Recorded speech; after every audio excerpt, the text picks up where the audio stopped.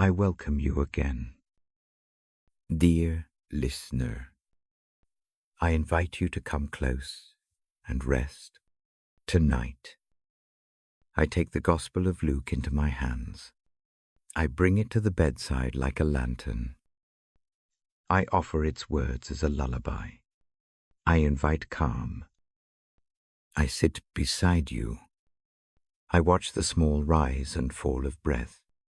The room holds stillness. A soft hush settles around us. I speak slowly. I speak softly. My voice is a gentle guide. I will walk us through Luke in a careful, simple way. I do not rush. I do not linger on argument. I only touch what brings mercy, comfort, and hope. I begin with a promise. The stories we meet are kind. They lean toward the low and the lost. They gather the weary and give them rest. They offer mercy instead of judgment. They show healing instead of harm. Tonight, those are the things I hold up for you to see. I invite a small practice before we begin. Breathe in with me. Slow and even, hold a whisper of air. Release. Like a tide falling back to the shore. Let the shoulders ease down. Let the jaw soften. If the eyes close, that is good. If they stay open, that is fine too. We move at a pace that soothes the body. We keep the mind gentle. I open the book and let the cover settle. The pages are thin and soft. The words are older than my voice, but they sit perfectly with stillness. I do not read to teach a lesson. I read to ease a heart. I read to remind the soul of gentle things. I read so sleep can come wrapped in a story of care. As I lift the first page, I speak of beginnings. There is a quiet before the story tucks itself into daily life. The gospel begins with ordinary people. A priest and his wife in a small house. A young woman in a village. A carpenter and those who walk the roads. The scenes are not grand in a way that startles. They are intimate. They are tender. I describe one sheen like a lamp in a dim room. A man names his small life with hope. He works with hands that know sorrow. He loves in ordinary ways. The story does not shout. It opens like a window. Light comes in piece by piece. The light warms a face. The light settles into a corner. I let that image rest. Then I tell of a woman who receives a quiet notice in the middle of her day. I do not give a speech. I only say that she is chosen for a humble task. She listens, and she accepts with a heart that trusts. Her trust is not loud. It is calm and steady. I let that trust sit beside us like a small candle. The candle gives a steady glow. It asks nothing from us but attention. There is a pilgrimage in the story. People move from town to town. They carry burdens and small joys. The roads are dusty and long. The pace of their steps is like a slow song. I sketch their travel in short strokes. A small child clings to a mother's hand. A tired traveler rests on a low stone. The sky above them is wide and patient. I let those images unfold easily, so the mind can follow without strain. The book leads us to a night where a birth happens gently. There is no fanfare. There is only the hush of a room, the soft warmth of straw, the closeness of bodies, the quiet presence of care. I hold the scene soft, like a pillow. The child is small and fragile. The people around offer shelter. They breathe in relief. I let that relief be a balm for the listener's own tight places. Outside, a few watchful people keep the night. They are simple souls who notice the good in small things. They do not seek reward. They stand amazed. Their amazement is not wild. It is peaceful. It is a kind of holy surprise that makes the chest feel full and easy. I allow that feeling to spread across the room where we sit.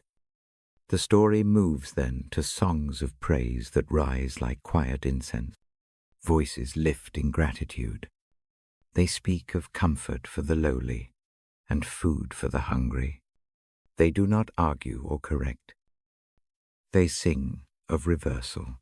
In the gentlest sense, the hungry are fed, and the burdened find release. I let the melody of these lines float slowly. It is like a lullaby of justice and mercy. I pause often as I read. The pauses are part of the reading. They give the words room to land. A phrase rests. A picture steadies. A breath fills again. The aim is sleep that carries assurance. The aim is a mind that settles into mercy. I want each listener to feel tucked in by the narrative itself. I point to the many hands that the gospel notices, hands that heal, hands that break bread, hands that guide the lost back to safety.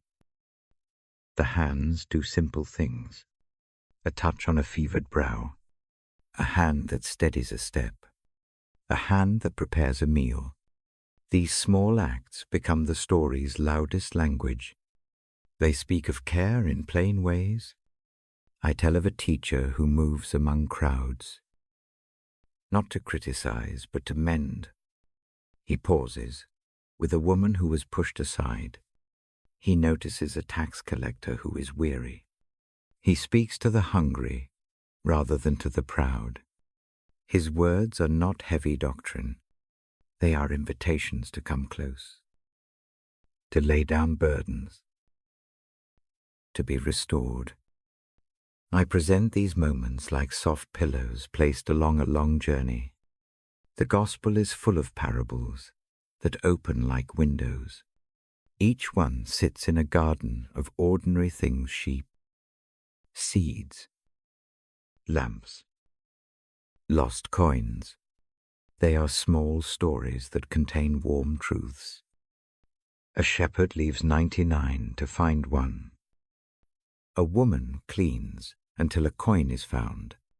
A father welcomes back a child with arms wide. Each scene models kindness in a way that calms rather than stirs argument.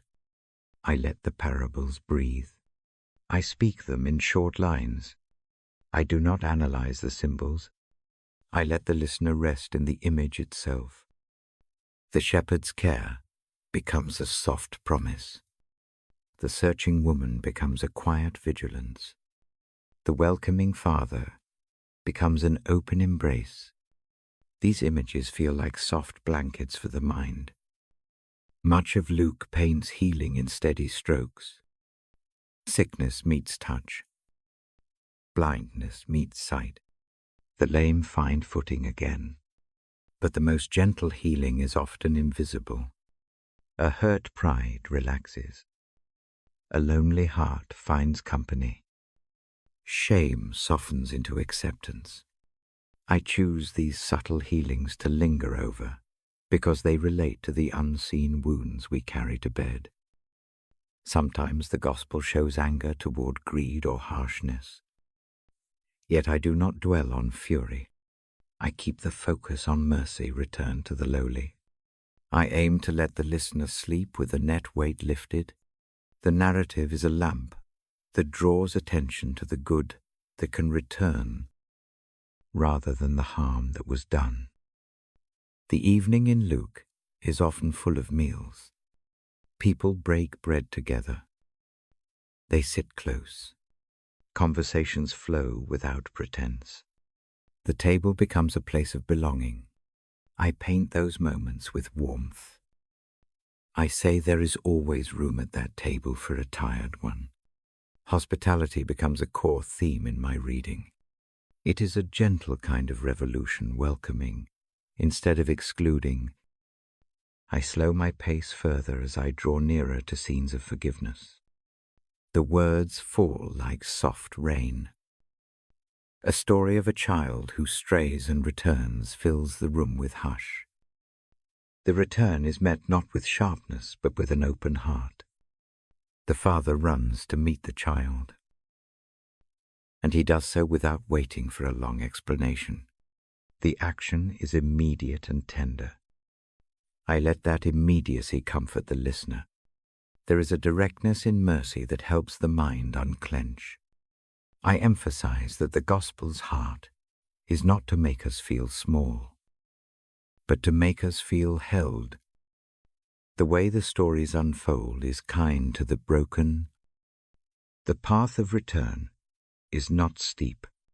It is walked with companions. The notes of grace are frequent and plain. I lean into that tone because sleep comes easier under a steady sky.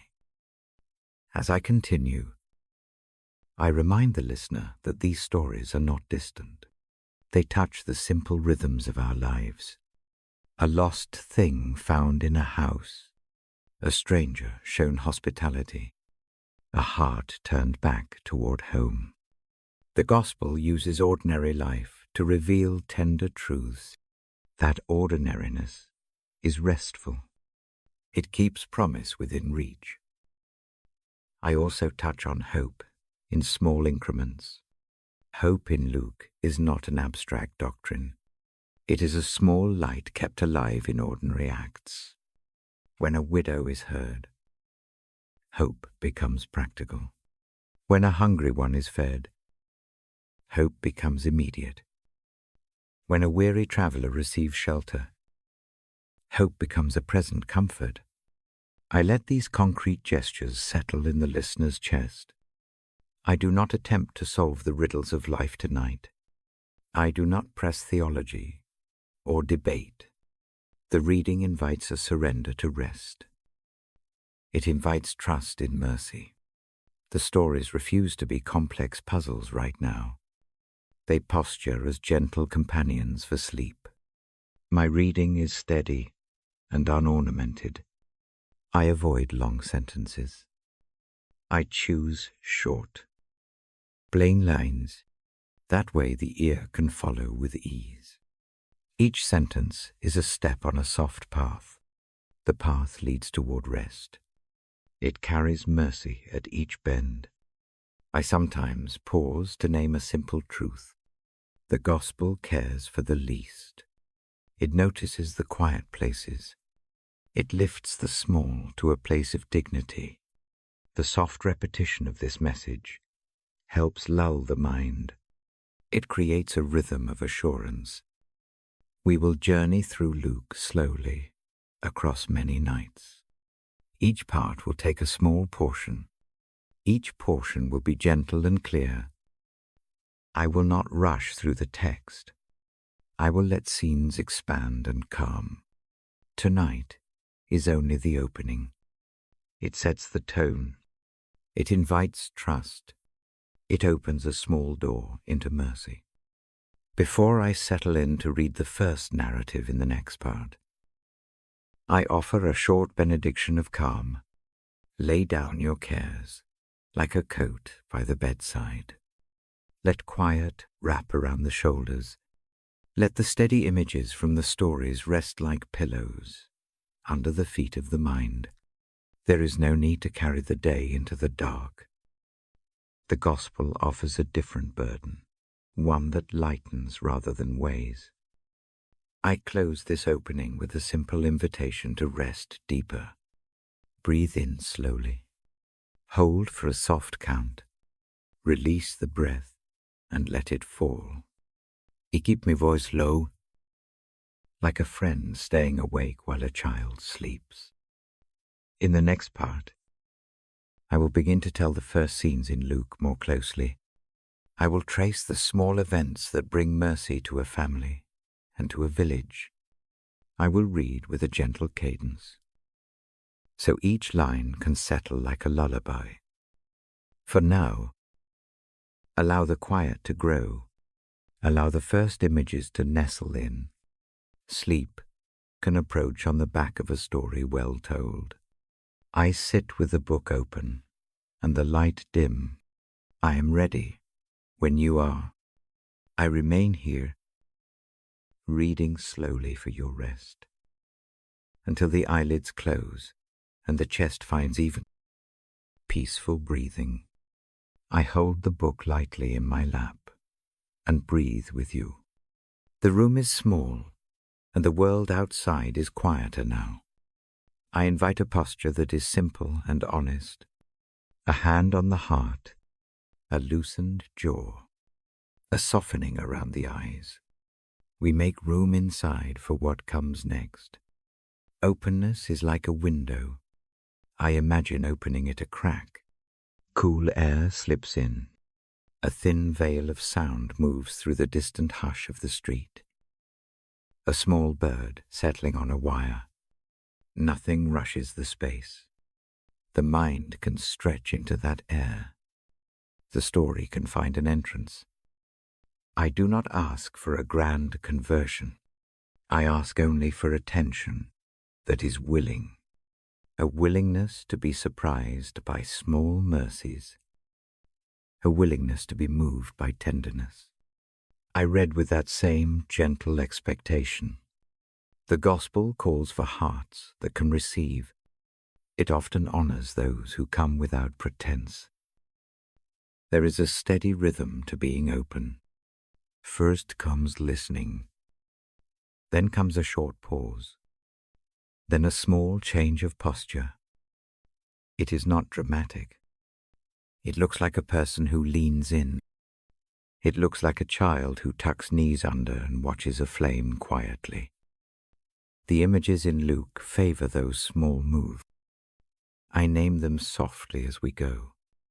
In the book, Jesus notices those who are already soft. He speaks kindly to those who do not perform for applause. He lets children sit close. He turns toward the overlooked. Such moments teach openness by example. They are not loud lessons. They are invitations to draw near and breathe in the comfort of belonging. I bring forward a scene that feels like a gentle lamp. A group comes with earnest questions and tired faces. They expect correction. Instead, they receive simple words that invite rest. The tone is not harsh. It is like a hand placed on a shoulder. The gesture opens rather than shuts. The heart. Sometimes openness looks like confession. A person admits weakness and shows a face that trembles. The response they meet is mercy. Mercy is not praise for failure. Mercy is a soft answer that steadies a falter. I let that image settle. An admission of need becomes a doorway. Through it, care moves in. Other times, openness is trust without full understanding. A woman accepts a quiet role and does not demand reasons. She carries a burden lightly because she trusts the path is guided. That kind of trust is not naive. It is a deliberate choice to rest in mercy for a season. I describe it slowly. Like a hand smoothing a blanket, there is also the humility of a person who will change. A man who once held fast to pride steps back and lets a new shape form. He does not make a speech. He simply moves his feet toward repair. The gospel shows such steps often. They are small and steady. I read them as if counting each footfall with you. Openness often begins with a question that is quiet, a query offered in a low voice. The voice does not need to be clever. It only needs to be honest. I let these questions float in the room like soft notes of music. They do not demand answers that settle every worry. They only invite a presence that listens. I take care to read these scenes slowly. The words are short. They rise and fall like breaths. The rhythm is gentle on the ear. When a sentence lands, I allow a pause. The pause gives the listener time to receive. It is as necessary as the tide pulling back before it comes in again. One of the tender calls in Luke asks for simplicity. A childlike posture is praised. The gospel values being small in order to be held. I shape that image for tonight. Nothing about it is humiliating. Being small here is like being light enough to be picked up and comforted. The smallness becomes a place of rest. I also show how openness can meet resistance. Not everyone welcomes vulnerability. Some meet honesty with skepticism. In the stories, misunderstanding appears, yet the prevailing response remains patient. Mercy moves toward confusion, not away from it. I keep this pattern slow and gentle. It helps the mind accept that even when a heart is hard, care keeps offering itself. Hospitality is a practical form of openness. In Luke, tables become places that teach this truth. People share food and shelter as a way of saying, "You belong here." I speak of bowls and warm bread, of a lamp swung low over a table, of the soft clink of cups. The scene becomes a refuge. The refuge opens hands instead of fists. To be open also means to let a story revise the way we see ourselves. A coin found under the bed is made notable by the act of looking. A lost sheep is noticed because someone steps away from the flock. These small searches teach a patient kind of attention. I slow down when I read them. Each search is a whisper you were worth looking for. Closeness without pretense shows up in simple touch. A hand on a fevered forehead, a towel placed at a weary feet. The gospel tends to touch where it hurts. Those touches are never performative. They are practical and kind. I let those acts speak softly for themselves. They do not shout doctrine. They demonstrate care. I also linger on prayer that is open rather than demanding. A plea offered at night, spoken like a child to a parent. The plea does not bargain. It rests in trust that is small and certain. I read these verses as lullabies of dependence. The sound of them can ease the chest and slow the pulse. Openness invites a different kind of courage. It is not the boldness that seeks attention. It is the courage to say, "I am tired. I am lost. Will you walk with me?" That is the kind of courage the gospel celebrates. It asks more for truth than for bravado. I frame that courage as quiet strength, like the steady light of a candle through a dark evening. There are moments when openness leads to reconciliation. A person who comes back after a long wandering, or someone who asks forgiveness and meets an embrace. Those returns are not strangely dramatic. They fall into place as if the path had been waiting. I let the tender reunion sink in like warm broth on the tongue. It feeds a worn heart. I make sure to mention the gentle surprises. People from far places show unexpected faith. Outsiders who are not presumed to understand suddenly see clearly. Their faith is simple and whole. The story celebrates such clarity. It is not about proving who is right. It is about noticing goodness wherever it appears. Throughout the reading, I encourage the listener to practice small openings, to receive a line that feels like balm, to turn a thought over in the quiet, to let an image rest by the bedside. I offer these tiny exercises as ways to welcome mercy during sleep. They are not strenuous. They are like soft stretches before rest. I also watch for the temptation to judge ourselves for not being open enough. That thought can knot the body. I ease it with a reminder that openness grows slowly. It grows like moss on a shaded stone, not overnight and not with much fanfare. Allow it time. Nurture it with steady, small acts. When I read of forgiveness again, I do so with patience. Forgiveness in Luke often looks like a hand opened and kept open. It does not require forgetting. It requires a willingness to let a relationship change into something softer. The act of forgiving is an exercise in openness. It is a choice to clear space inside for mercy.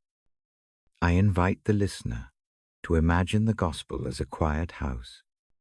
Each room within it offers a different comfort. Some rooms hold laughter. Some hold tears. Some hold rest. To enter, one must open a door. The doors are not heavy. They yield easily under a small, honest hand. The house welcomes the weary. I read in a cadence, meant for falling asleep. Each line is trimmed of excess. The images are concrete. A lamp warms a corner. A loaf is shared. A child curls close. The voice rests on the words like a hand on a shoulder steady. Warming. Assuring. I slow further still as the hour deepens. The final sentences of this section are soft, like the last footfalls in a corridor. I offer a short benediction of openness.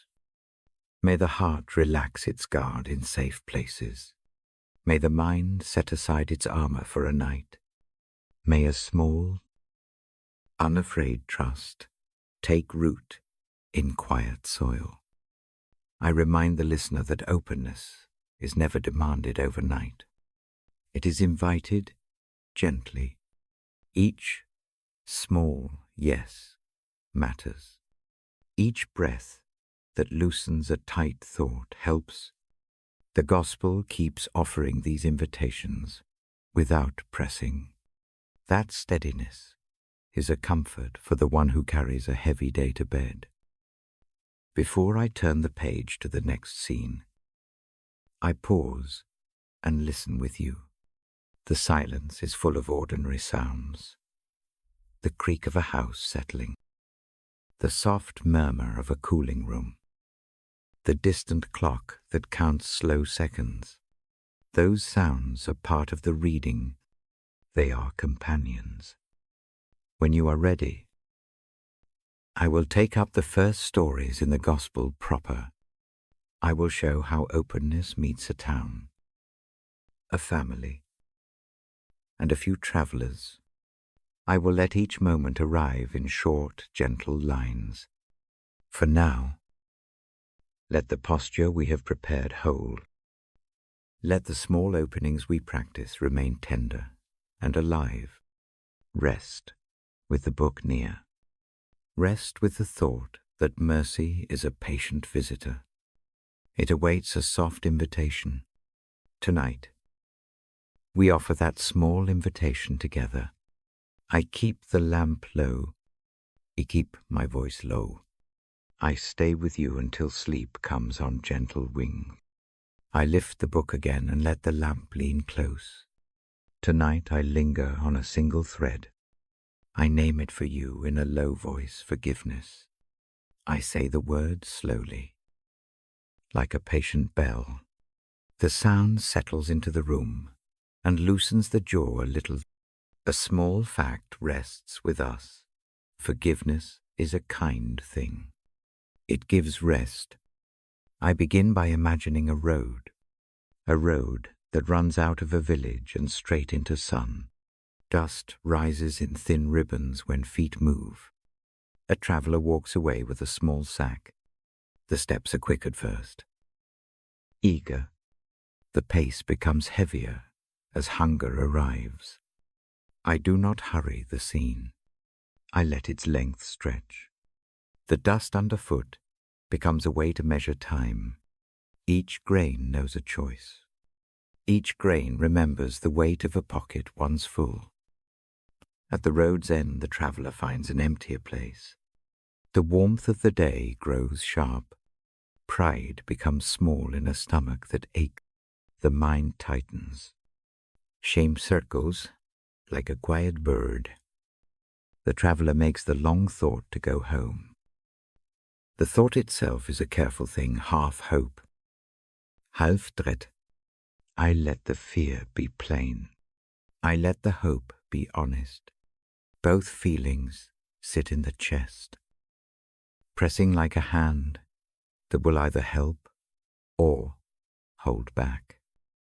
Home appears as a low line of roofs at the horizon.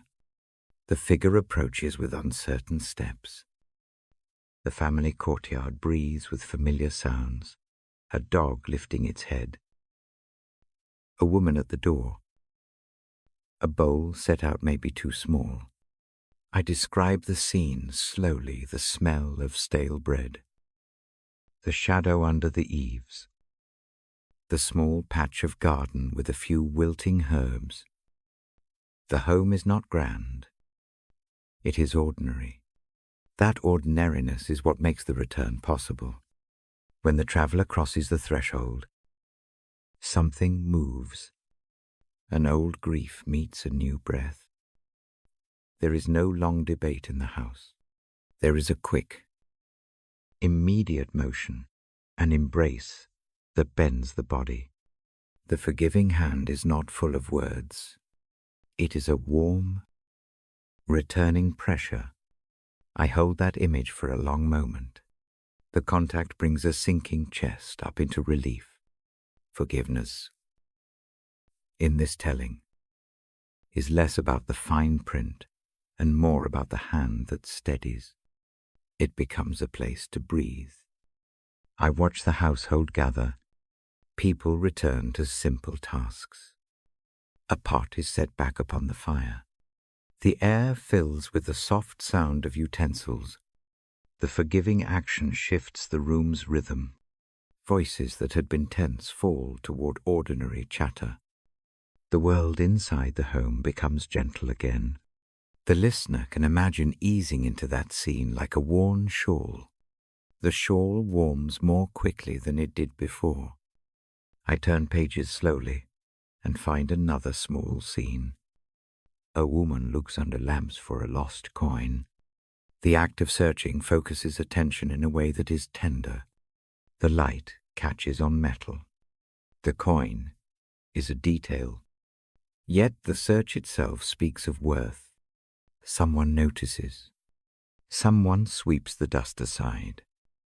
When the coin is found, a quiet rejoicing begins. The joy is not loud. It is a steady rising of the chest. Joy and forgiveness walk the same small alley. Both recognize the value of things once thought gone. I read of tables where strangers sit, and the host does not keep score. Bread is offered without a ledger. A person who is looked down upon finds a place nearest the fire. This seating feels radical in its simplicity. Hospitality here is indistinguishable from mercy.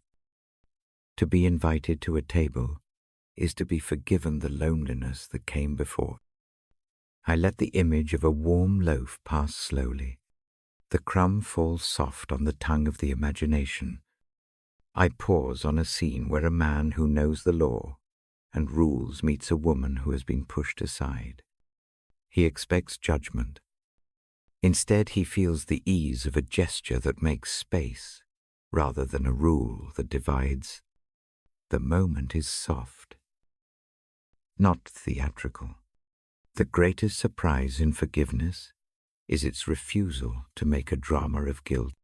It simply restores a small place at the hearth. The renewal is practical. It mends daily life. There is also a telling moment where someone cleans a wound and does not ask for an account of how it opened. A hand presses a compress. Water runs steady. The hurt receives attention. The person does not need to argue to be cared for. That is a form of forgiveness. It says, without flourish, your pain is enough reason to love you back. The smallness of the gesture is its power. It does not attempt to explain everything. It simply attends. I keep the language spare, because the ear needs room. Each line is short. Each image is slow. The intent is to let the heart unclench. Forgiveness in these passages is practical. It is a set of tiny acts that accumulate. A foot mends to walking again because someone steadied it. A face brightens because a candle was brought closer. The gospel shows mercy as a texture rather than a doctrine. At the bedside, I sometimes ask the sleeping to imagine being forgiven for a small thing. A late word said in anger. A promise not kept. The mind can become a harsh judge in the dark. I offer a gentle counter. Imagine hands that remove the list of transgressions like a child lifting toys into a box. The hands are steady. The hands know you. They do not demand a perfect explanation. They only ask for a return. This picture often relaxes knotted thought. I also let the mind rest on the fact that forgiveness arrives before full repair.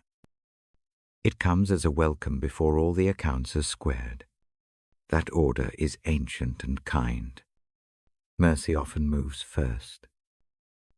Repair follows slowly. A broken fence does not become new the moment a person returns. The fence can be mended over time.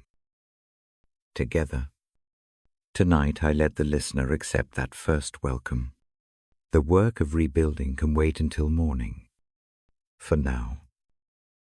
The rest of being seen will do. The gospel also gives scenes where forgiveness is felt as release. A person who had carried a long secret speaks it into the open. The confession is not condemned. It is met with hands that do not flinch. The weight lifts like a breath exhaled after a long hold. Hearing that release is itself a form of mercy for the one who listens. To witness forgiveness can unbind the body of the observer. 2.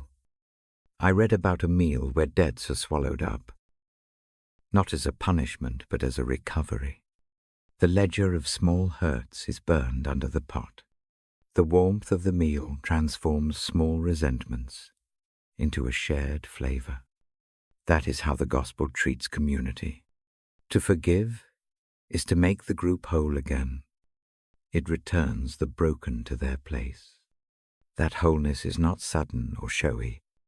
It is patient and persistent. There are also moments where mercy meets resistance. A heart that will not be easily softened keeps distance. In the story, patience moves toward that heart. No harsh words are flung. Instead, invitation persiste. Someone brings a bowl, sets a chair, leaves a lamp lit. These steady offers teach a quiet persistence in love. Forgiveness does not coerce. It waits with warmth. I keep the pace slow, and the sentence is short to mimic the lowering of the body into rest. With each image of mercy, I let a pause breathe. The listener can feel each idea sink into the space behind the ribs. The breath deepens. The heartbeat relaxes. The mind begins to move less like a sudden river and more like a wide, calm lake. As I read, I remember that forgiveness in Luke is often paired with joy. The recovery of the lost brings a room into celebration.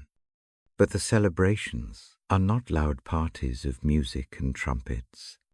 They are small. They are quiet reunions. A shared bowl.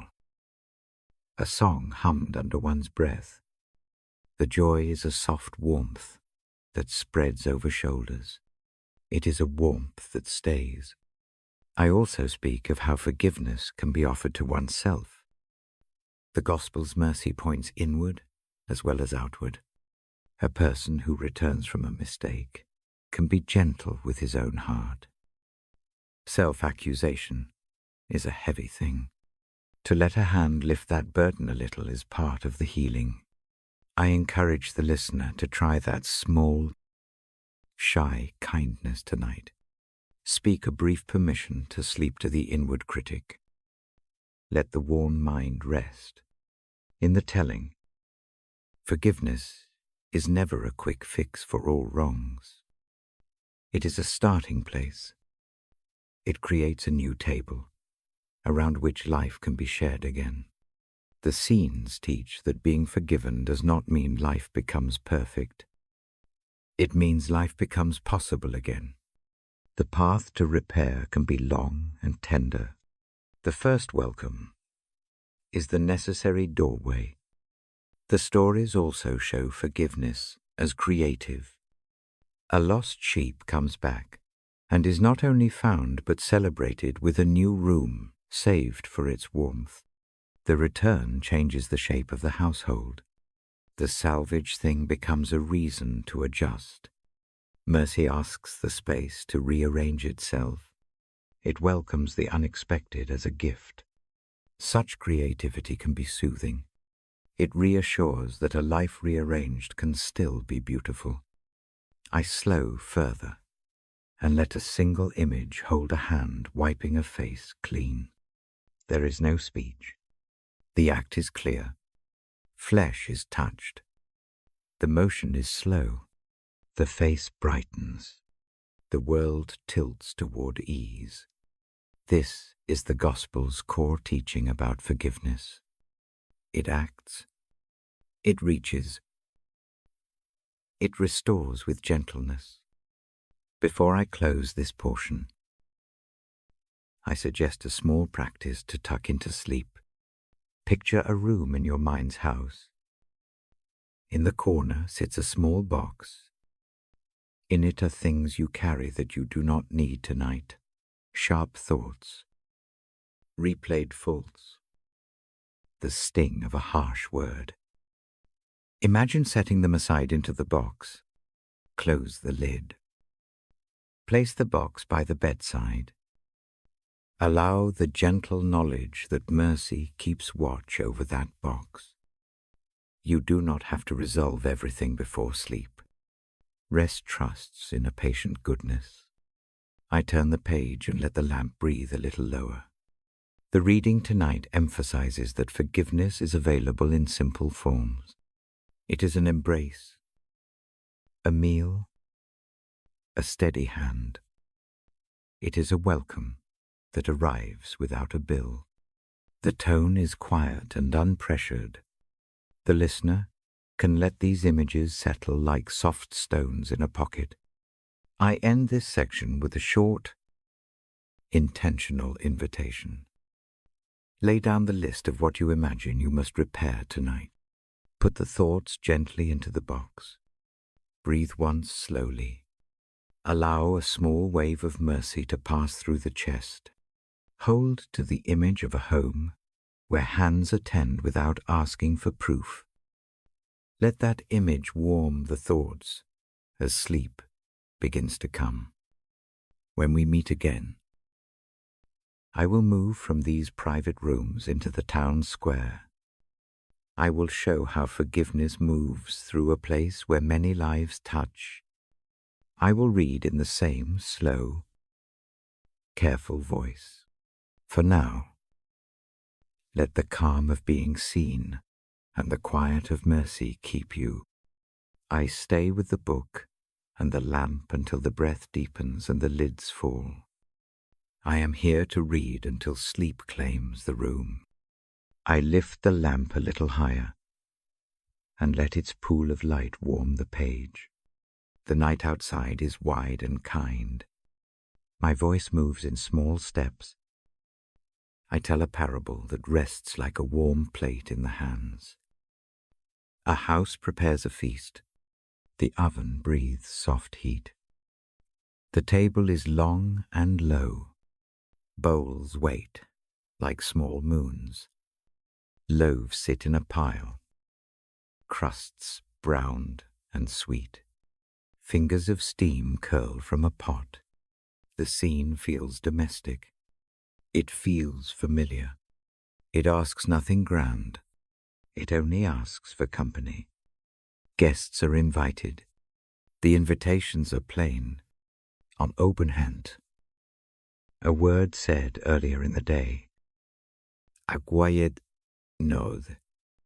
Some who are invited say they cannot come.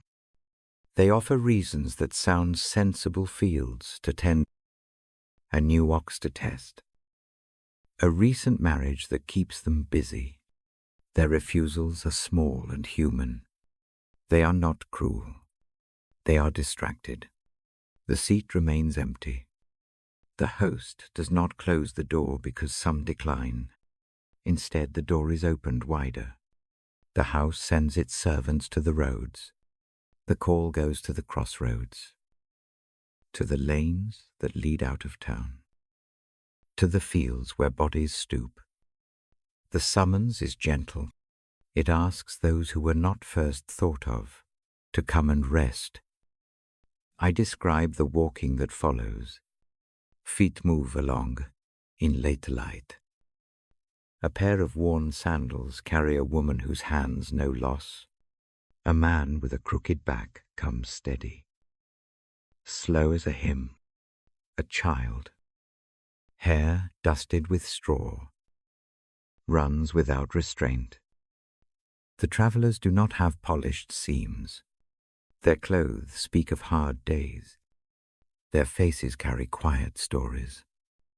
Still, they step toward the lamps, as if hope itself guides the path. When they reach the house, a small miracle happens. The low benches bend under new weight and do not complain. A whisper runs through the room like a small wind. Plates are passed. A cup finds a hand that needed it. No one counts the stains of past mistakes. No ledger appears. The meal arrives without a test. The parable lets grace show itself as hospitality. It does not arrive as a reward for virtue. It arrives as the plain act of making room. The one who had been overlooked receives a place. The one who had been busy now watches through the window and sees the light. Mercy is not rationed by merit. It is spread across the tabletop. I read the scene slowly. Each detail becomes a soft object in the dark. The bread is warm and not guarded. The wine is poured and offered. A napkin is set where elbows may land. A hand steadies a child. The house does not ask for an explanation. It asks only that the guest sit and be fed. Grace in this parable is quietly creative. When the chosen seats are not filled, new seats are found. When the expected guests decline, strangers become neighbors. The table rearranges itself to hold who is present. That rearrangement is itself kind. It suggests that a community can change its shape to receive the unexpected. I slow for a moment and imagine the sounds: a wooden spoon tapping a bowl, a low laugh that slips out and is not sharp, the breath of many people leaning into conversation. These small sounds form a gentle hum that settles like a blanket. There is no hurry in the room. Time keeps its soft pace. The meal becomes a space where burdens loosen. The parable also shows the cost of refusing hospitality. Those who turn away from the invitation remain with their reasons. They keep their fields and their new ox. They hold on to a life measured in obligations. Outside the warm light, their world looks intact but narrower. The image is quiet. It does not condemn with loud words. It simply points to what is missed when grace goes unaccepted. I ask the listener to picture being one of the surprised guests. You approach the doorway tired and uncertain. You do not know where you will sit. A hand welcomes you and sets a plate before you. The simple acceptance moves into the ribs like warmth. You are not asked to justify a past. You are not reminded of faults. The welcome is enough. The gift becomes rest. I pause and let that image sink. The breath lengthens. Shoulders soften. The nervous thought that keeps the chest tight gives way to a sense of being seen. To be invited without earning it is itself a kind of healing. The notion of being chosen for nothing more than your presence can quiet the mind. The guests who come from the roads bring their own songs. They hum lines they learned under different skies. They tell small stories of stumbling and keep the telling short. These fragments add to the room's texture. The house listens. It does not interrupt with correction. It receives the stories as part of the meal, not as a bill to settle. Grace here is not abstract. It is concrete. It smells like broth. It feels like a comrade's hand on the back. It tastes like bread broken into pieces and passed around. The parable insists that grace acts in the ordinary. It plants its feet in everyday things. This is the comfort the listener needs tonight, the sacred found in small, true actions. I also let another detail arrive. The host walks among the guests, not as a distant figure, but as one who tends the fire and rearranges plates. The host bends to a child and tucks a sack of bread into a lap. The host does not keep a record. The host's care is simple and constant. That tenderness becomes the parable's heart. It shows that grace often looks like patience that does not keep score. The narrative asks for a small practice now. Picture a porch light in the distance. It grows larger with each step. Hear the murmur of voices. Feel the heat of a soup bowl warmed under cupped hands. Let your mind rest on the idea of being invited. If any resistance rises, an old voice listing unworthiness, let the image be stronger. Accept the seat in imagination. Let a small inward release happen. No argument, no proof, only a yes to rest. I move the scene toward a quieter corner. Some guests sit by the window where moonlight smears the sill. They speak in whispers. One folds a hand around a cup and breathes like a person who has found something they had not known they were seeking. Another closes eyes for a moment and lets the contentment sink. These are private recoveries. They are not the room's headline. They are the subtle blessings of a table that does not judge. The parable carries a gentle lesson about belonging.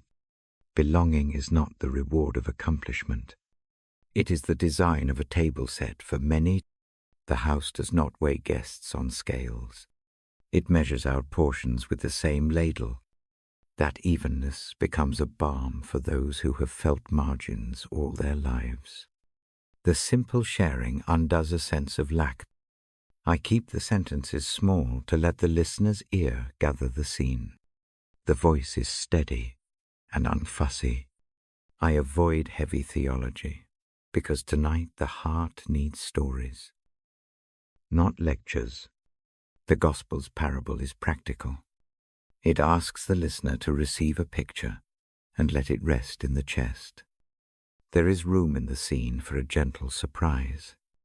A person who once felt unworthy finds a place of honor at the table's heart, not because the person suddenly earns it, only because the host chooses to seat them there. The unexpected seat glows like an ember. It soothes the old ache of exclusion. The warmth that follows is simple. It is real. I move the ear to the hush that sometimes follows such a meal. After the food, hands fold. The lamps are dimmed a notch. People draw closer with light breaths. The room's noise is now a soft tapestry. Some doze near the fire. Others step out into night for a brief walk to steady their thoughts. The whole scene suggests a world not hurried. It breathes with the rhythm of rest. The parable also suggests that mercy leads to action. Those who have been fed help sweep plates. They pass the bread to the next one. Hospitality spreads like a quiet fire. It does not stay locked in the house. It goes out. Because meals make hands that remember to serve. The grace one receives tends to become the grace one gives. I offer one more image before closing this part. Imagine a small child at the edge of the table. She plays with a piece of crust and does not know the rules that adults fear. The adults laugh softly. No one shames the child's careless pleasure. Instead, the child's ease becomes contagious. The simple joy is a small clue to the Gospel's promise. Rest includes freedom to be small and safe. As I set the book on my knee, I let the lamp dim gently. The parable settles into the room like a small, warm stone. Its lesson is not an urgent command. It is a quiet invitation.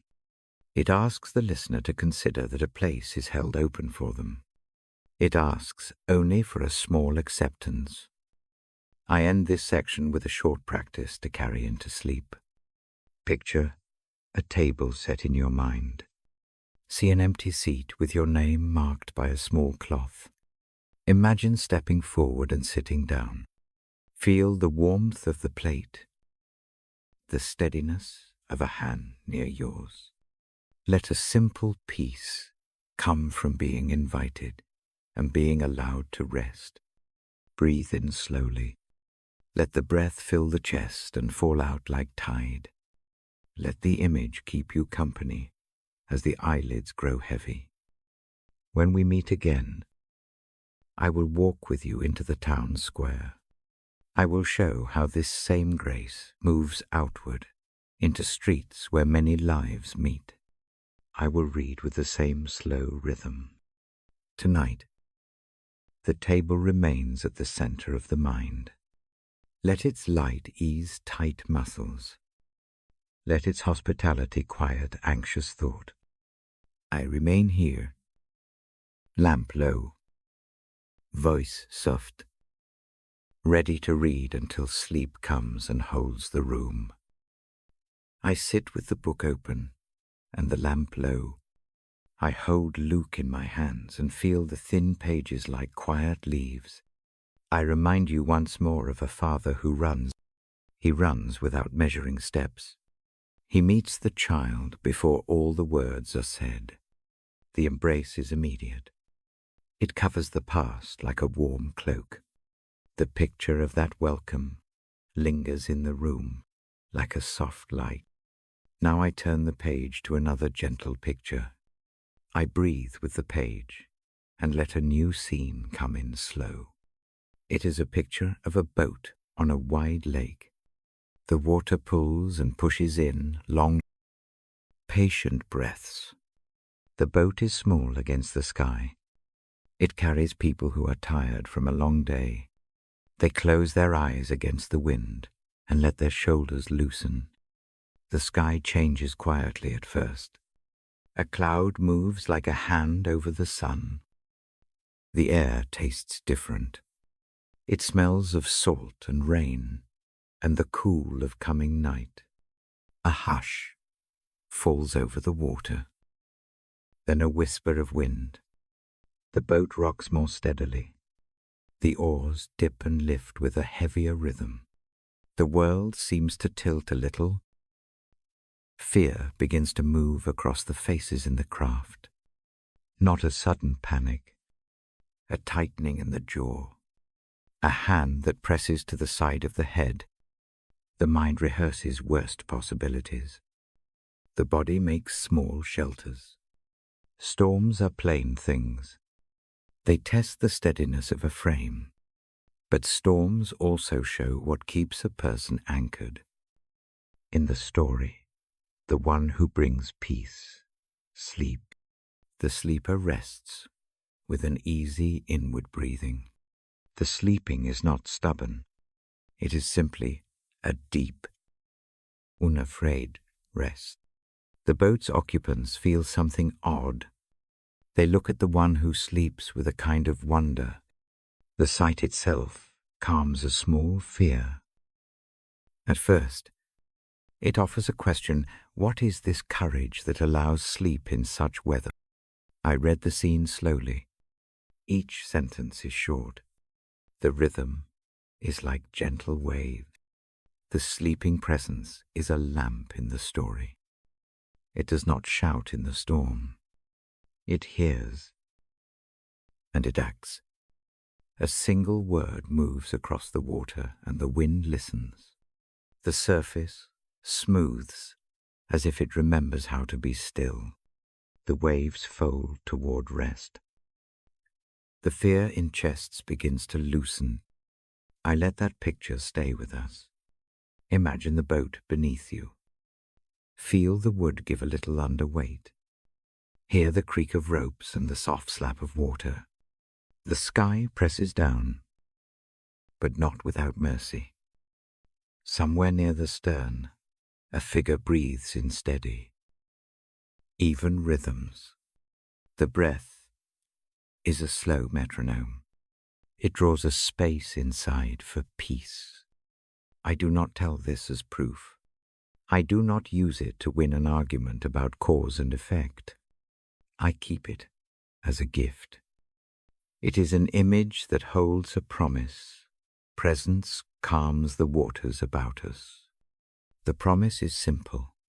It is not magical. It does not pretend that storms vanish forever. It shows that a voice of calm can change how the heart meets trouble. There is a tenderness to the story. The calming is not a show of power for its own sake. It is an act that cares for sleeping ones, for the frightened, for those who think they are alone. The hand that stills the wind is the same that places a hand on a cheek in embrace. Mercy moves like that. It is the same motion in two scenes. I invite a small exercise now. Breathe with me. Inhale slowly, as if you are filling a small room behind the ribs. Hold that breath for a gentle count. Let it go like a tide retreating. Notice how the shoulders drop in sympathy with the out-breath. Do this twice. Let each breath lengthen a hair. The body learns peace by copying the rhythm it hears. As you breathe, imagine the lake quieting. The wave that once startled the hull becomes a soft lap. The wind that pressed the sails now moves only to cool the brow. The sky clears its eyes a little. This vision works not by removing trouble from life. It works by making room inside the chest for a kind of calm that can sit with trouble, not in denial but in steady company. The story does another quiet thing for us. It shows that friends sometimes find courage by seeing it in another. The sleeping presence is not an absent protector. It is near enough to feel, seeing that rest moves the others. They begin to remember a steadiness that their own bodies can mirror. That is a small teaching courage, often returns when it is shown, not scolded. I let the memory of the prodigal's embrace return here. That welcome and the calm of the storm are siblings. Both arrive as gifts before an account is settled. Both remove a weight that we thought had to be carried alone. In one scene, a father runs and gathers. In the other, a voice stills and steadies. The two pictures speak the same mercy in different languages. Sometimes the storm in the room is not wind and water. It is a mind that will not let an image rest. It is a memory that chases itself like a dog around the yard. It is a worry that insists on being fed at night. The gospel offers the same calm to these inner storms. No sermon is needed, only presence. A steady voice. A reminder that rest itself can be a form of trust. I gently suggest a habit to try. Picture a small harbor in your mind. It has a low stone wall and a lantern that does not glare. The water inside the harbor does not leap. Boats of many kinds are moored there. Imagine steering your own small craft into that space. Secure a line around a cleat. Feel your feet steady on the planks. Let the body sense the contact with safe ground. You do not have to decide everything tonight. You only need to tether. I speak in the present, because the present is where breath meets relief. The past does not have to be solved now. The future need not be fully planned at this hour. The story teaches that peace can come now, even before the full work of mending has begun. Peace is a companion to action, not a replacement. It prepares the hands for what comes in the morning. There is also a quiet model of faith here. It is less about clever answers and more about trust in quiet. The one who sleeps trusts that rest can happen amid noise. That trust becomes an invitation. It says to a tired mind, you may try rest. It says to a fearful heart, you may place your head and soften. I keep the sentences brief so the ear can catch each one. Long lines tend to wake the thinking into busy places. Short lines allow the mind to fold against itself and find warmth. The voice is low and calm. It speaks as a friend who sits in a chair by the bedside, not as a lecturer on a stand. In the middle of the night, children sometimes wake and call out. The sound is small and urgent. A parent answers not by scolding but by reaching. The gospel's images act like that. They reach out with a steady hand. They do not shame the alarm. They soothe it. The kind of peace offered in Luke is like a hand placed at the nape of the neck. A cool cloth that does not ask for a defense. It comforts. I remind you that calm does not mean the absence of reality. The boat still bears the marks of travel. The man who once wandered home carries the dust of his leaving. Peace is invited into that space, not to erase it, but to breathe across it. The heart the story holds is honest. It knows what was lost. It also knows the relief of being found and being steadied. The narrative teaches one more quiet lesson. Those who have been calmed often become calmers. After a storm, hands that once trembled begin to tie lines. To pass a cup, to shelter a child. Receiving peace again turns hands into instruments of mercy. The soul that sleeps learns to keep watch for others who cannot yet rest.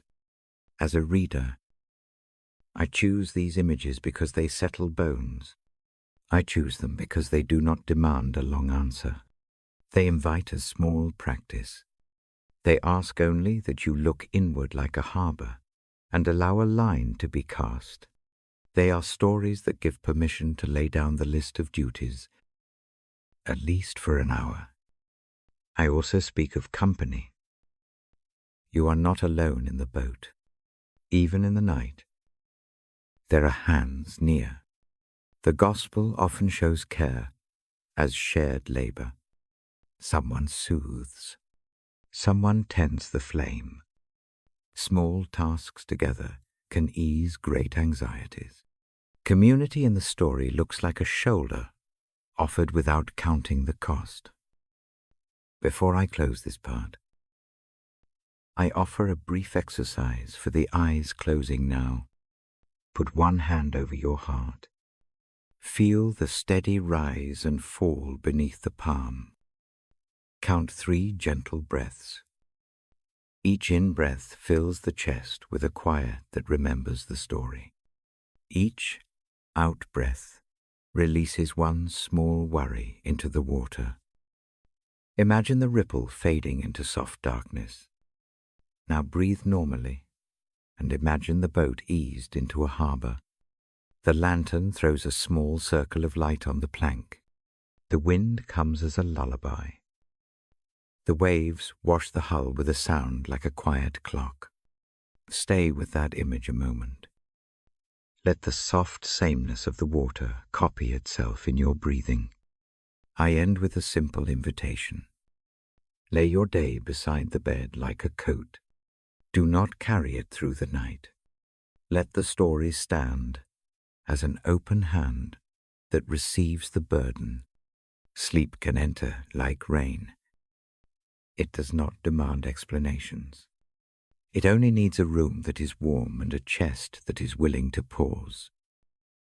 When we meet again, I will take up another scene where mercy walks among crowds. I will keep my voice slow. I will keep the light low.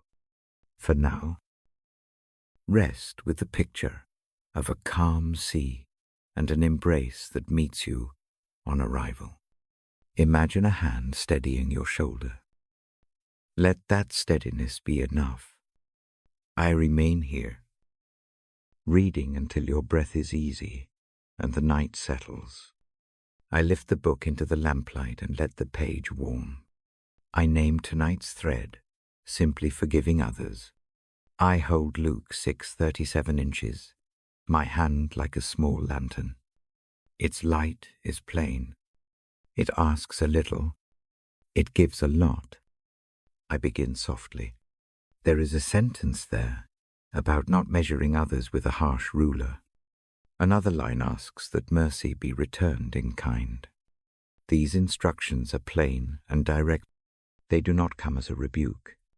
They come as an invitation to lay a burden down. I sit close and speak slowly. Forgiveness is not a lecture. It is a practice of releasing. It is a choice that loosens the chest. The gospel places it beside other small acts, giving bread, bending to wash a foot, choosing a seat at the table. Forgiveness moves with the same hands. I tell a small image first. Picture a narrow path that runs between 2 stone walls. The stones are old and slick from rain. A person walks along the path, carrying a bundle of small stones. Each stone is a remembered hurt. The weight bends the shoulders. Step by step, the burden grows heavy. The path is long and the pace is slow. I then imagine a low gate. The gate opens without fuss. On the other side, a person stands with empty arms.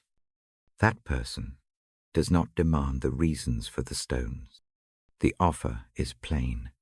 Would you set the load down? If you wish, the choice is simple.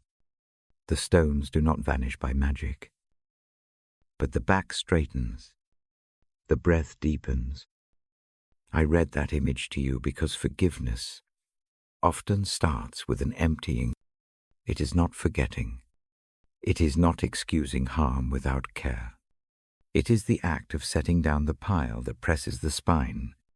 The gospel urges us to practice that emptying, rather than measuring every fault on a scale.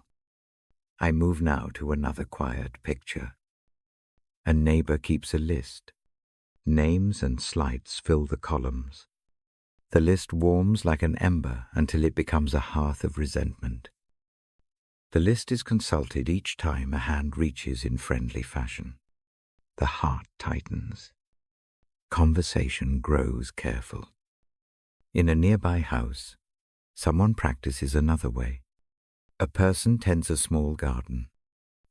When a weed appears, it is plucked without accusation. The soil is restored.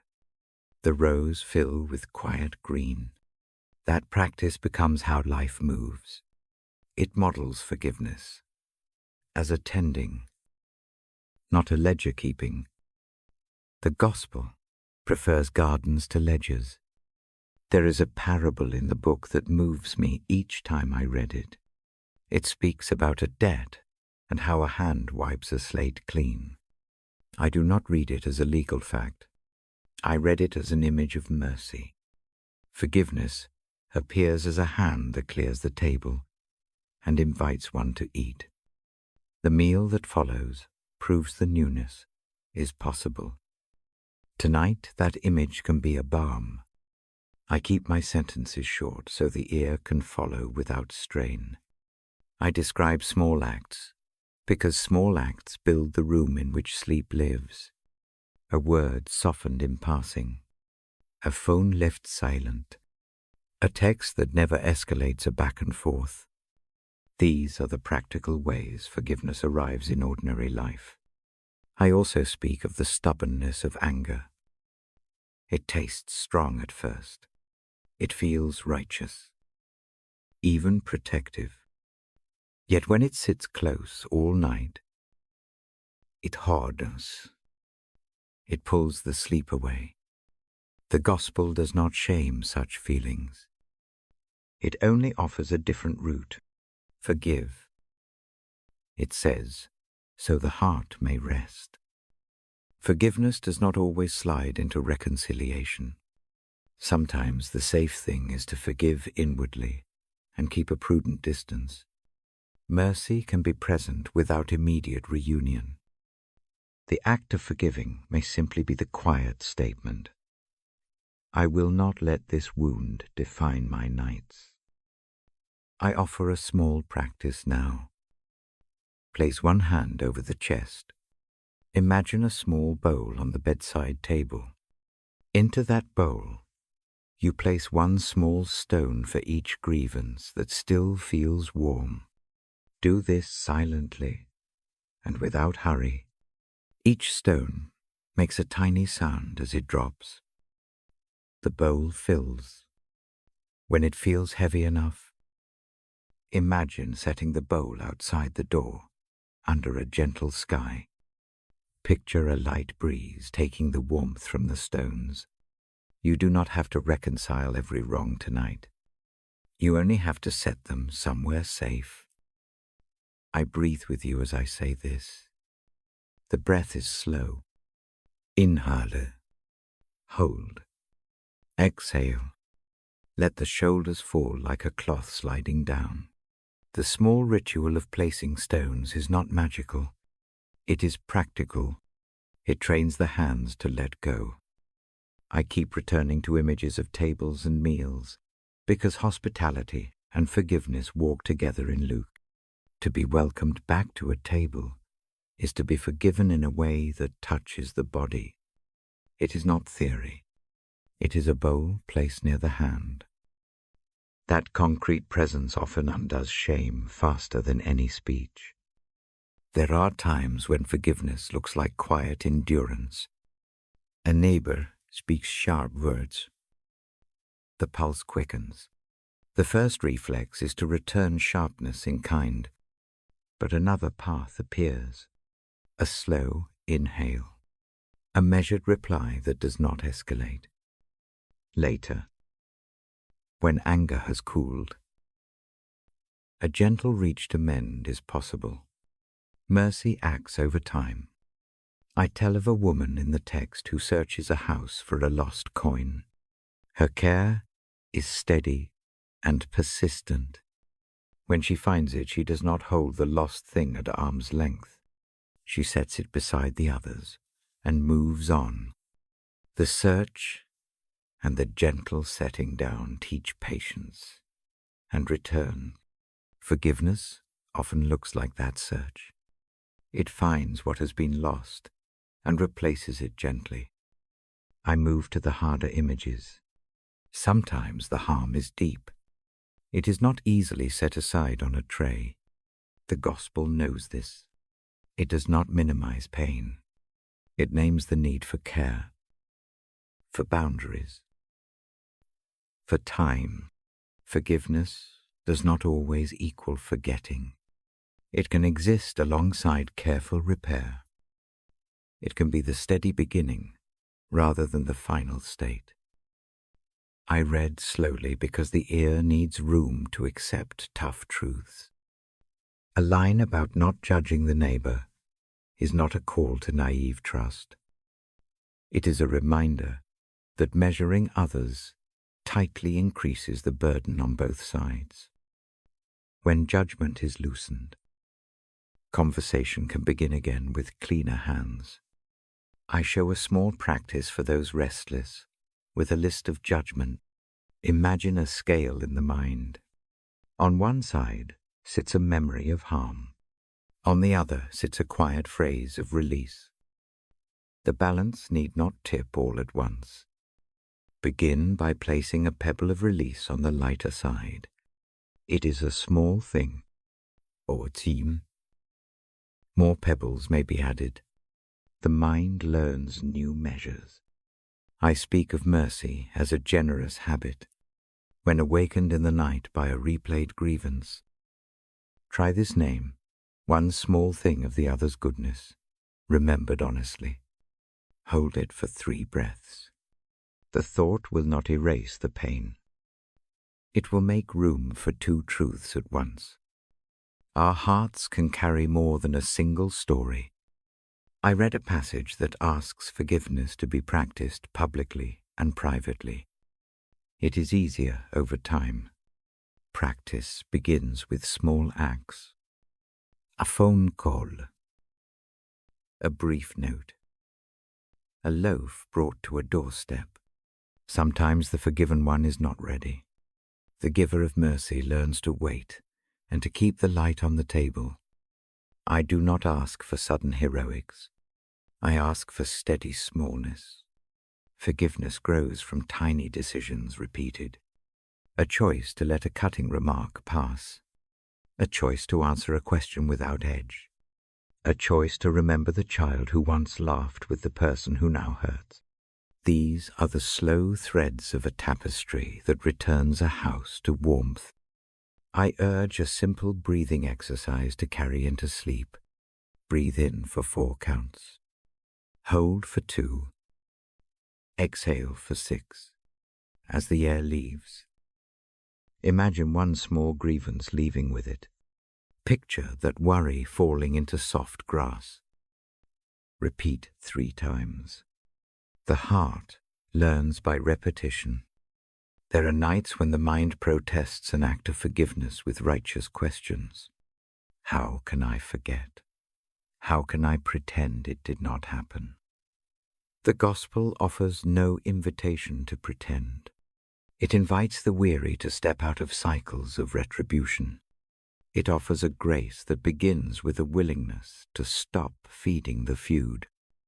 Sometimes forgiveness surprises by opening a door to creativity. A once cold relationship may begin by sharing a story about something small. A laugh leaks in. A bowl of soup finds its way across a threshold. The creative repair is not a dramatic play. It is a quiet return to the ordinary chores of loving well. I mention boundaries again because they matter. Forgiveness is not a permission slip for repeated harm. The Gospel's mercy exists within the wisdom of care. A person may forgive and still limit contact. Forgiveness frees the forgiver more than it guarantees a full reunion. It gives back the night. I read a brief scene that often quiets me. A parent meets a child who returns late and dirty and ashamed. The parent does not run a litany of failures.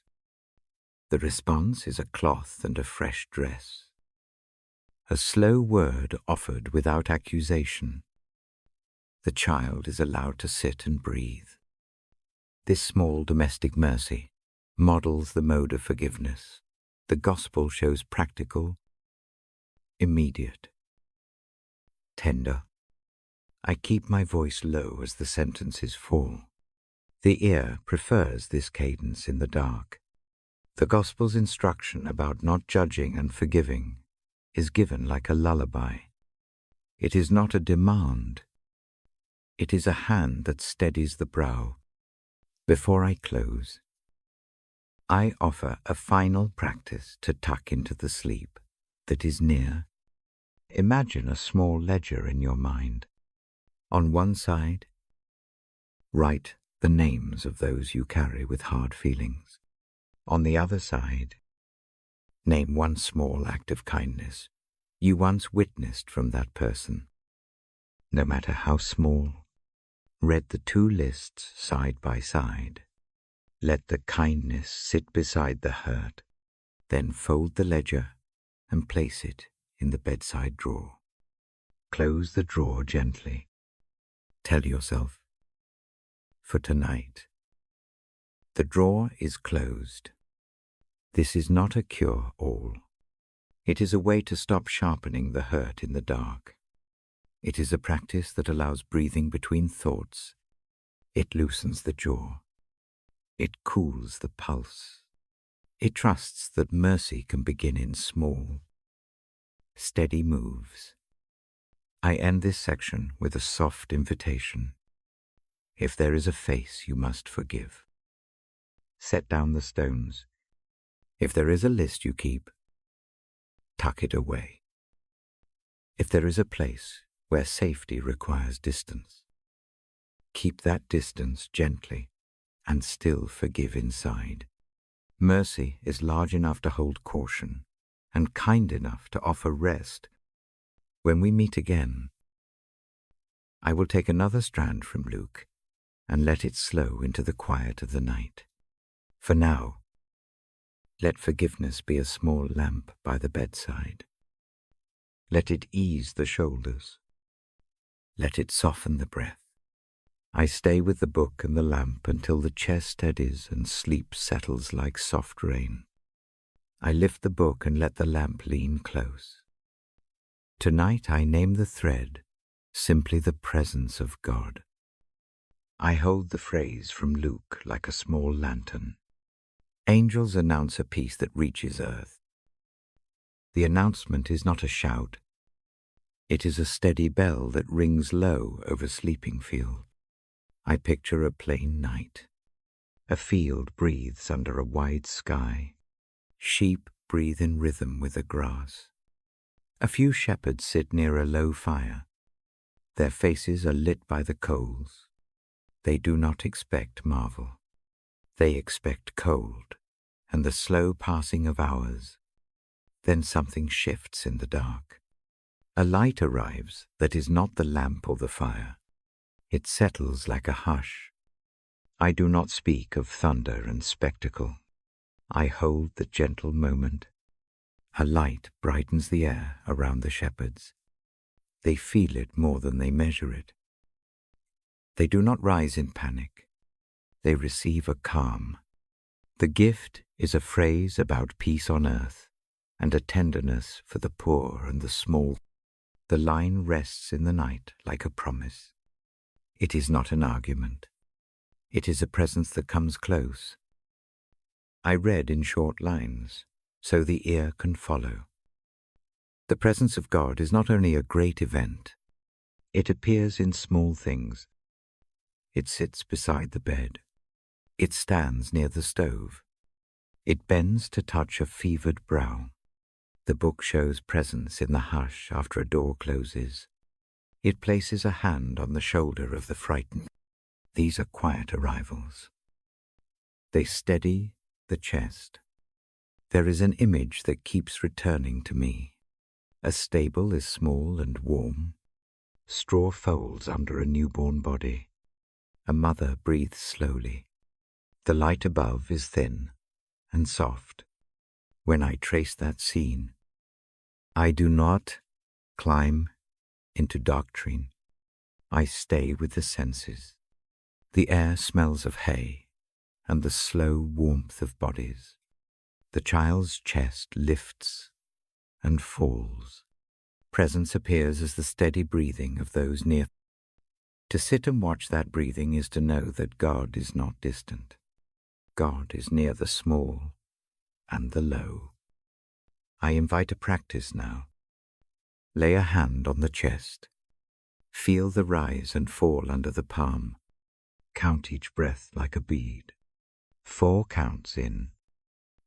2 holds. 6 out. With each cycle, imagine a quiet word moving through the ribs.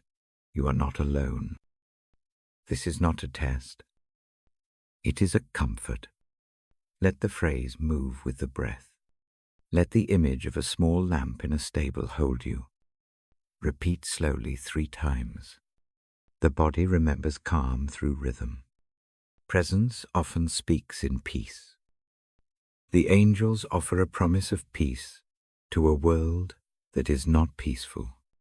The promise in Luke sits beside tenderness for those who are overlooked. The peace is not a removal of trouble. It is a company that walks with trouble. It helps a person carry weight. That sort of companion changes how hands feel under burdens. I tell another picture. A city keeps vigil by the temple. An old man waits with patient eyes. His hands know the slow work of life. He is shown a child who will be a light. He receives the child as one receives a gift that clarifies all the small things. In his words, there is a sigh of relief. In his look, there is the sense that God had been walking quietly alongside the years. The presence is not flashy. It is faithful. It finds those who watch and those who wait. The presence also comes as a song. I keep my voice low as I describe a melody rising from calm hearts. The tune is simple and not perfect. It names mercy, lifting low and broken things.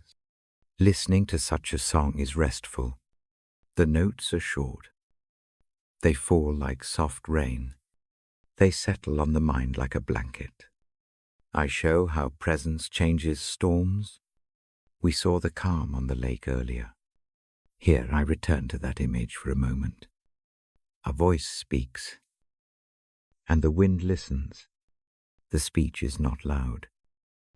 It is an authority that soothes. The disciples learn that presence steadies fear. The lesson is not mystical in a way that confuses. It is practical. A companion who remains brings courage. The presence that sleeps in the boat is real to the body of those who ride the waves. Presence enters also in small hospitality. A pair of hands offers bread. A lamp is set lower so a face is visible. Someone draws up a chair. These acts hold the same promise. The angels pronounce. They make peace less abstract. and more tangible. A plate given without calculation lays a kind of peace on the table. The gospel makes holiness out of this careful attention. I read slowly, because the ear likes to gather images one by one. Think of presence as a light placed on a windowsill. At midnight, the lamp changes how the room feels. Shadows rearrange. The house breathes differently. A mind that was sharp with worry can soften under the lamp's halo. The presence is patient. It does not demand that all be fixed. It simply offers a familiar warmth. I take time to mention the way presence meets grief. Grief can be loud. It can also be a low, persistent ache. The gospel shows that God's presence sits with those who cry and does not hurry them. A woman at a funeral receives a notice not to remain locked in sorrow, but not as a command to forget. A hand rests on a back. A neighbor brings soup. These acts are presence in practice. They give the body permission to breathe through loss. There are nights when the mind refuses rest. A list of debts. Again, a replay of an old humiliation. Again, the gospel teaches that presence does not erase memory. It steadies the memory. It tells the mind that one is seen, even in the replay. I suggest a small exercise for such nights. Imagine a small room inside your chest. Light it with a single candle. Let the flame be steady. Bring one remembered thing into the room and imagine the candle's light touching it. Watch the tension ease a little. Do this 3 times. The act is simple. It trains the body to accept a presence that steadies rather than erases. I do not press for answers. The presence is not a solution to every question. It is a company in which questions can exist without becoming alarms. The gospel keeps its tone soft here. It allows room for doubt. It does not treat doubt like a failure. It invites honest breath. To sit in presence is to know that the questions can be held, not always answered. Another quiet image returns to me from the temple. An old woman who speaks little. She recognizes something in a child and offers thanks. Her voice is a soft gift. The moment is not dramatic. It holds the steady faith of a lifetime. Presence moves through recognition. Someone says, "I see you. I have waited." The words give the rest of recognition. The soul breathes easier when it is noticed. I stay with bodily metaphors, because the body is the night's language. Presence is like a cloak thrown over cold shoulders. It is like a cup of warm tea held in 2 hands. It is like a pillow turned just so. These plain images matter because sleep depends on them. I invite the listener to imagine one of these comforts. Now, choose a cloak, a gub, or a pillow. Breathe as you hold the image. Let the chest find one even small relief. Presence can also be a moral change of posture. The gospel shows this as a tilt of the heart toward mercy. The angel's song praises God and offers peace to those who please him. That phrase can feel distant at first. I bring it down. To be pleased by God in Luke means to favor the lowly, to uphold those who are weighed down. Presence, then, is not simply spiritual. It becomes a call to be with the poor, the neglected, the one who thinks no one sees. I do not preach tonight. I offer a picture. See a small street where a stranger carries a heavy sack. A neighbor offers a hand. The help is minimal and immediate. The stranger's face loosens. The presence of God in the scene is not a doctrine. It is that neighbor's hand. Presence meets the specific need. It is practical and tender. I soften now and describe a nightly habit that helps me. I read a short verse aloud. I do not aim to explain it. I let it wash the room. I close the book lightly and sit in the quiet. I listen for a small echo within. Presence is not always heard. Sometimes it is simply a felt steadiness. I place my palm over my heart and let the sensation be enough. The practice trains the body to receive presence as a simple fact of the night. I give a small exercise for those who toss in thought. Imagine a slow path through a garden. Each step takes 3 breaths. With every step, a single care is left on the path. The care does not disappear. It remains on a bench where someone will watch it. You do not have to carry it through. Walk until your steps are light. When you reach the gate, turn and know that presence has kept watch while you walk. This practice is not new. It is ancient and gentle. Presence is also the way mercy lingers, where forgiveness happens. The two move together in Luke. After a welcome at a hearth, presence remains like a steady ember. It warms conversations later. It softens the memory of pain. I do not insist on a neat timeline. Presence sometimes follows forgiveness. Sometimes it leads to it. The important thing is the company that does not leave. I am careful to speak with few words tonight. Long phrases wake thought and compulsion. Short phrases lay down easy tracks for the mind. Listen to the sentence as it arrives and allow it to rest. Let images sink. Let the smallest comforts keep you. Presence prefers a room that is uncluttered. The ear can hold one image at a time.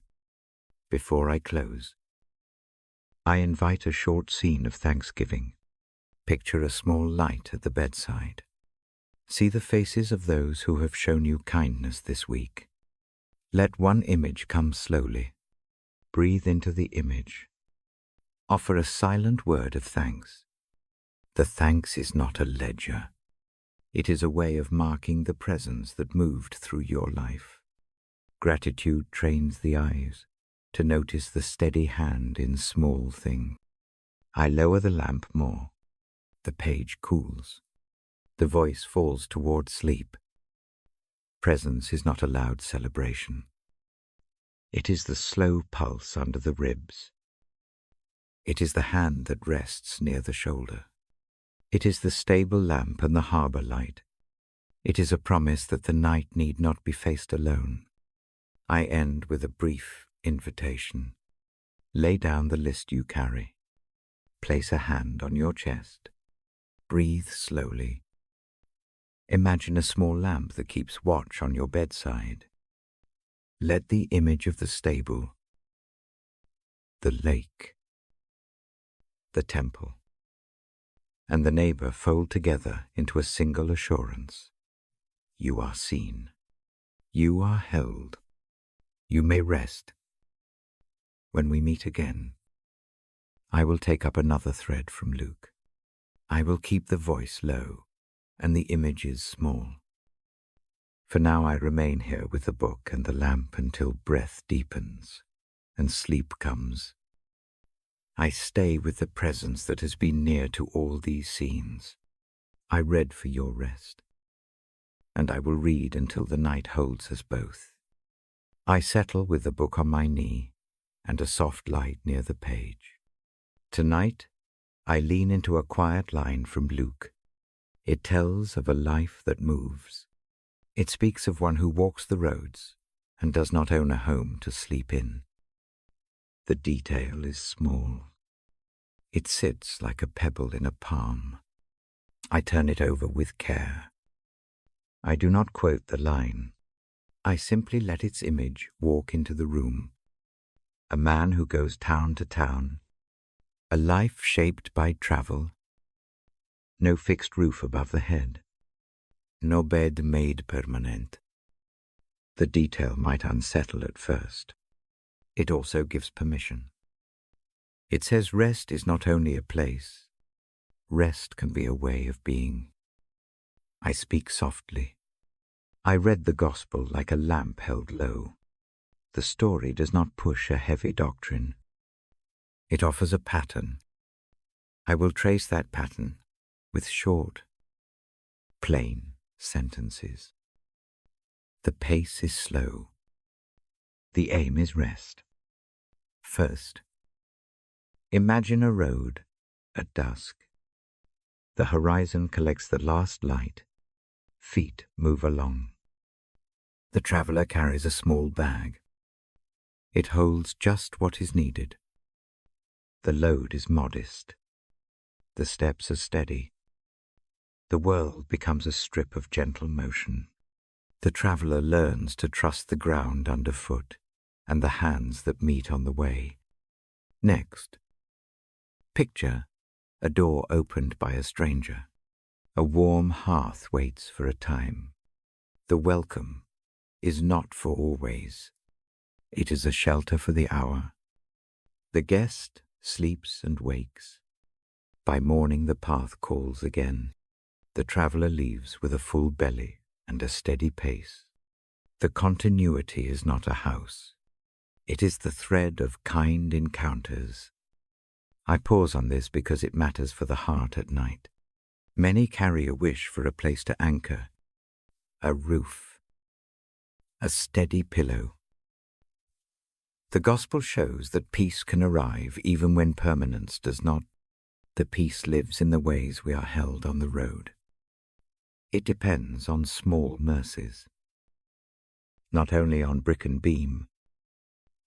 I read this with a calm voice because the ear relaxes when hearing steady steps.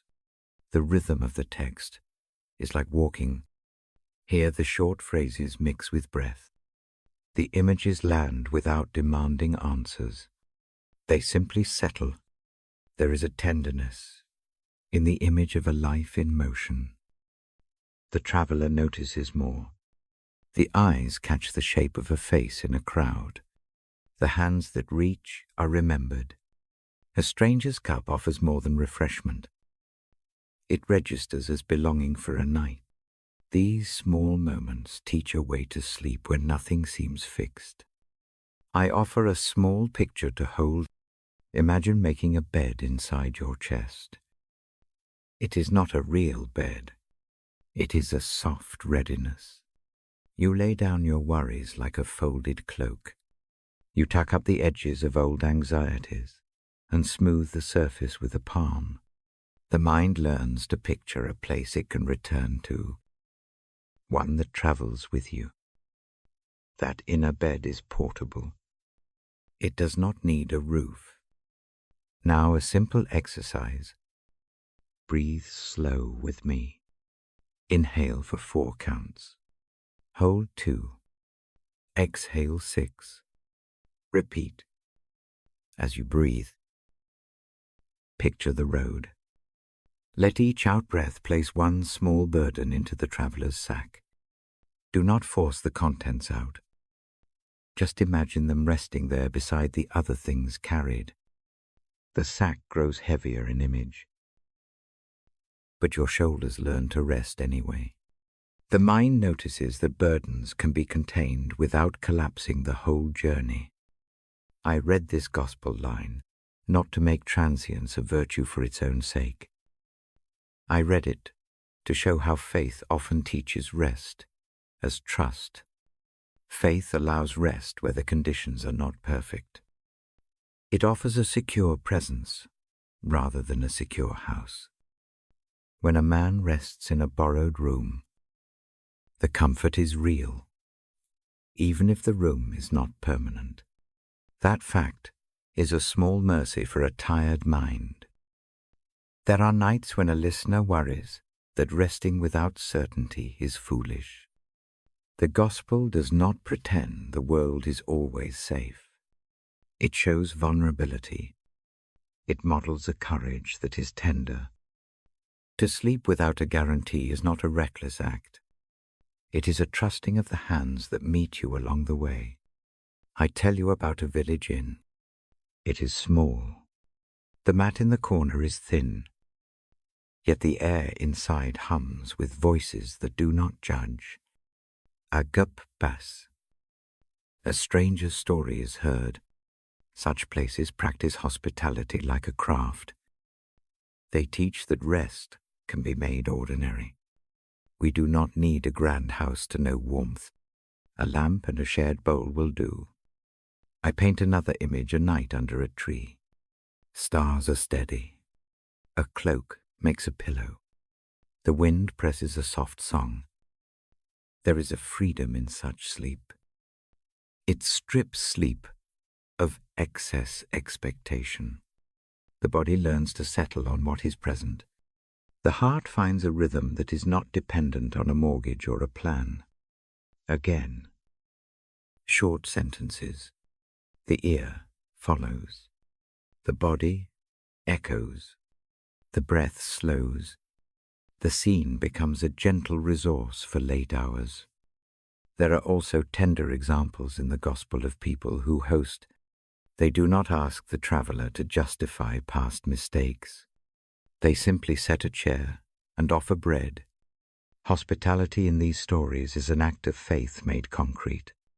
It assumes that persons are worthy of rest. It puts down a place at the table without a ledger. Such acts make roofs less necessary to the soul. I read that aloud and let the image sink. If you are awake with worry about the future, picture a neighbor who brings soup without asking any questions. The soup warms more than the belly. It warms the thought that someone else is near. That thought is enough to lower the spine a fraction. It is often enough to begin sleep. The gospel also shows a quieter rest. It comes not from motionlessness, but from presence. A hand laid on a fevered forehead calms a fevered mind.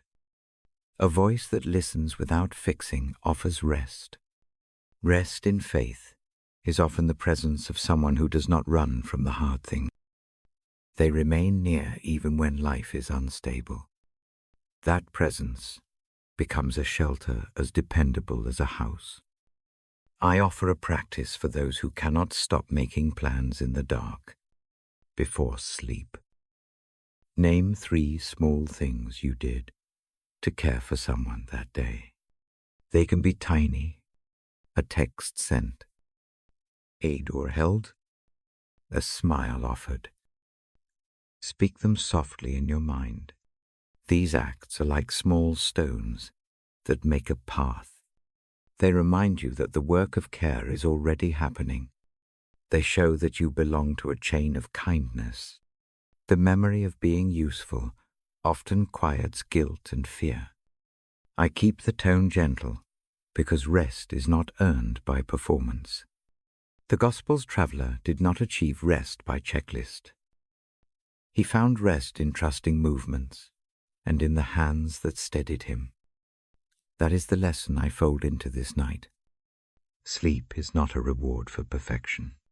It is a gift given to those who will accept it.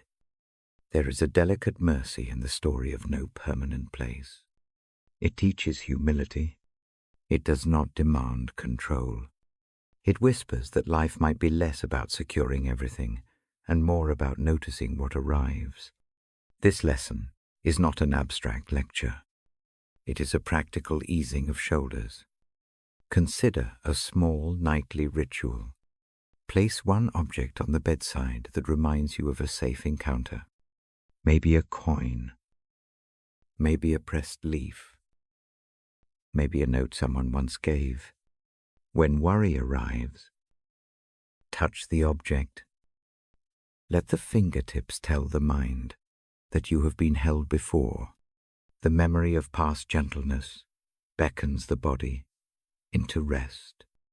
I read of a man who accepts a day's hospitality and moves on the next morning. Yet he carries more than a sack. He carries stories of mercy. He remembers faces. Later, when he cannot sleep, recalling those faces helps. Memory becomes a portable home. The chest finds a place to lay down. This kind of rest is not solitary. It is woven through relationships. The gospel locates rest in the network of small mercies. Each kindness is a plank on a bridge. The traveler walks across. The listener tonight is part of that bridge. Seeing the story and letting it enter, I do not press you to live on the road. I only ask that you accept rest wherever it comes. If home is steady and warm, let it welcome you. If home is strange tonight, allow a memory, a song, a small image to make a bed within you. Accepting rest is an act of faith. It is a quiet, yes. One final exercise as the lids grow heavy. Imagine your chest as a small house. The door is modest. Inside, there is a lamp and a chair. Settle into the chair. Feel its grain under the fingers of imagination. Lay whatever is loud tonight at your feet. Acknowledge each item briefly. Then close your hands over them and place them gently in a corner. Let the lamp's light shift wider. Breathe slowly. Let your body say yes to rest. I keep my voice low as these lines fold into the dark. The Gospel's movement without a fixed roof is not a call to despair. It is a gentle instruction in faith. Rest can be a practice. It lives in kindness, in quiet company, in memory, and in breath. I will end with a soft benediction of assurance. You are not required to carry the whole road tonight. A hand may have met you without your knowing. A stranger's cup may have warmed you before. Let those small mercies be enough. Lay down the day. Trust the small lamp. Allow sleep to come as a companion. When we meet again, I will move gently onward. I will read another thread from Luke. I will keep my voice slow and the images plain. For now, rest in the portable home of faith. I remain here with the book and the light until your breathing deepens and the night becomes kindly. I sit with the Bible open and a soft light on the page. The night breathes around us. My voice stays low. Tonight I turn to healing through understanding. Luke holds a tender story. A broken body meets attention. A quiet gathering becomes a place where hurt is named and eased. The moment is not loud. It is small and precise. A woman who has carried pain for years moves through the crowd. Her hand reaches. A garment is touched. The pain ebbs. Someone takes notice. That notice changes everything. I do not tell this as a miracle chart. I tell it as a map for nights. Healing often begins when someone sees clearly. Being seen is a kind of light. The light warms old wounds. It does not erase the memory of the wound. It lets the body breathe again. The Gospel shows that a single recognition can mend more than skin. It can mend shame. It can mend the reasonless ache that keeps people awake. There is a phrase in Luke that names this. The voice in the scene calls the one who reached and names the healing. The name itself becomes medicine. To be called by a gentle name is to be placed back in community. It is to be registered as counted. That small registration matters in the dark. A mind that rehearses failures needs the sound of being known to unclench. I ask the ear to follow one simple image. Imagine a hand laid on a fevered brow. The palm is cool. The pressure is steady. Nothing dramatic happens at once. The hand stays. The heat of the fever softens. The eyes close. The whole person relaxes because someone else has accepted the burden for a while. This is understanding in action. It acknowledges pain without turning away. That acceptance is healing. Understanding often moves through attention. A teacher in the stories leans close and listens. The question is not sharp. It invites telling. A person who has been silenced begins to speak. The voice is small at first. It grows steadier as someone simply stays and listens. The act of listening can be more restorative than any quick fix. Faith and understanding walk together. Faith is not a quick charm that cancels trouble. It is a steady trust that good attention matters. The woman who reached in the crowd acted in faith. The faith was not grand. It was a small step toward help. The gospel suggests that such faith, paired with being seen, brings healing. That is the kind of faith that settles the night. Healing also comes through honest naming. When a hurt has no name, it moves in the dark like a restless animal. Naming it is not a harsh diagnosis. It is a simple fact put into words. A chronic worry becomes, for example, fear of not belonging. Once named, it can be tended. The gospel's voice that names is gentle. It does not shame. It repositions the hurting person into a story of care. There are times when understanding looks like correction, but correction in Luke often wears mercy. It is not a clap of judgment. It is a direction offered with kindness. The aim is repair. The aim is to loosen the cords that choke life. The rightness of a correction is softer than we expect. It nudges rather than strikes. Physical healing in the gospel is often paired with moral and social healing. Sight returns to the blind, but along with sight comes restored place in the market, in the synagogue, in the circle of neighbors. The body that heals also steps back into belonging. That whole restoration matters for sleep. To feel a place at the table again is to let the mind rest. I hold a small practice for the bedside. Lay one hand over the place that hurts most tonight. The hand need not fix anything. It only holds. Breathe slowly and count. Inhale for 4. Hold for 2. Exhale for 5. Let the touch be the measure that reclaims that place as known. Not simply a complaint in the dark. Repeat this 5 times. The heart learns by the body's contact. The contact says, to the pain, you are seen. Another practice touches the mind. Close your eyes and imagine a small lamp in a quiet room. Place the image of your hurt on a table near the lamp. Do not force words. Let a gentle phrase form. This is part of me, but not my whole story. See the lamp touch the edges of the hurt with soft light. Watch the shadow soften. Breathe. This practice turns a problem into a thing that can be tended. It is less frightening when it is thing-shaped and lit.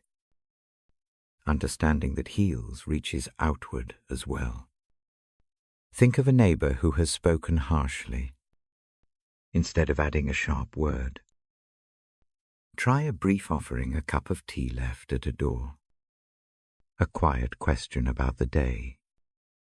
Little gestures build new stories. Mercy practiced in small acts peels back bitterness. It does not require full reconciliation immediately. It begins with a choice to lower the volume of reprisals. The gospel is full of such small acts. A hand steadies a foot. A cloth wipes a brow. A meal is shared. These acts are not grand. They are domestic and steady. They teach that healing often happens in the ordinary, not on high altars. For many who carry the weariness of the week, this ordinary healing is enough to ease the night. Sometimes healing is more like teaching. A person who has been trapped by shame learns a new narrative. A story replaces a shame-filled script. The teacher in Luke tells short stories that open windows. The windows let light in. This kind of teaching is gentle and small. It offers a simple reversal. What was thought lost is found again. It is not a complicated theology. It is a new truth to rest upon. The listener might carry a grief that resists being soothed. The gospel does not pretend all things mend at once. It offers a steady presence that walks alongside sorrow. That presence is patient. It waits as a neighbor who sits by the bedside and does not demand a quick recovery. Such accompaniment is healing in its own right. It allows the body and mind to do their silent mending without a hurry. When the mind is loud, understanding helps by giving form to fear. Fear that is spoken becomes more manageable. Imagine telling one fear aloud. Very simply, I fear tomorrow's speech. Or I fear running out of resources. Say it quietly to yourself. Then imagine a steady listener, an image of someone who nods calmly. Do not try to fix the fear. Let the act of speaking reduce its urgency. The Gospel's compassion models that kind of listening without haste. Healing also asks for faith that is practical. The woman who reached did not first present a proof. She touched what she could. The act itself was an experiment in trust. That small experiment is a form of prayer. It is a testing of hope. The gospel encourages such small experiments. They do not promise instant perfection. They promise a step toward wholeness. There are nights when the body aches from worry and the mind aches from wanting to be right. Both aches can be met with the same medicine, a soft, accepting breath. Place attention on the breath. As it flows out, imagine a gentle word of acceptance resting on the exhale. The word need not be loud. It is a permission to be less than whole tonight. It does not give up on restoration. It only frees the system to rest into repair. Compassion for others is a healing act too. When the pity that has hardened into judgment loosens, both parties find rest. The gospel shows how mercy multiplied returns to the giver in peace. When a hand eases rather than criticizes, tension dissolves. The body that was tight from anger finds space to release. The soul that held a grudge can sleep. Part of understanding that heals is knowing the difference between enabling and attending. Healing does not mean allowing harm to continue unchecked. It sometimes requires saying no in a gentle way. Boundaries can be merciful when they protect rather than exclude. The gospel tone here is wise rather than sentimental. Mercy keeps watch. It is not careless. I keep my voice low as the room listens. The images are simple. Healing by understanding is rarely flashy. It is a slow clearing of the throat after a long silence. It is a sharing of bread, a quiet listening, an arm de grace. These are the stitches that reweave a frayed life. Before closing, I offer one more bedtime practice. Imagine someone who once did you harm. Picture them at a distance, not close enough to force reconciliation. Name one small truth about them that is human. Perhaps they laugh like a child at a silly thing. Maybe they were once kind in a simple moment. Hold that small truth beside the hurt. Do not excuse the harm. Do not erase the hurt. Set both on a table in the mind. Then imagine a thin cloth covering the table. It does not hide the things. It only keeps them from being weapons in the dark. Breathe 3 times and let the night take some of the anger away. The Gospel's healing scenes end not with finality but with continuation. A healed person walks on. Sometimes the healing is restored visibly. Sometimes it is a quiet settling of the heart. Both are gracious. Both are gifts that we are allowed to receive. I close the page gently. The lamp leans lower. Rest can be given by naming, by touch, by listening, by small trust. Faith is not a promise of a smooth road. It is a steady road companion. It helps the feet to find their next step. When we meet again, a new thread from Luke will be taken up. For now, let this assurance sit by the bedside, being known, heals in ways the dark cannot. Lay down the day's burdens. Let a hand rest on the place that aches. Breathe slowly. Allow understanding to come like a warm, steady light. I remain here, reading until the breath deepens and sleep arrives with mercy. I bring the Gospel close and let the light fall soft across the page. Tonight I watch a single instruction. It asks for a simple act wherever a person enters a house. Say peace there. I speak the idea slowly and softly. The words are not loud. They are a small lamp set on a windowsill. I sit beside you with that thought in my hands. A door is small in the story. A threshold is a thin line between outside noise and inside quiet. The line asks for a gentle step. I say that line like a breath. It steadies the hands. Peace begins at the edge. Before anything else, the mind can pause. I imagine opening a door and pausing on the threshold. Breath in, breath out. A quiet thought comes peace to this place. The thought is brief. It is an offering you make without demand. It is a seed you plant in the air of the room. I do not ask for a big ceremony. I suggest a tiny practice you can keep. Before you cross a threshold, press the palm lightly to the jamb. Take one slow breath. Whisper the intention in your mind.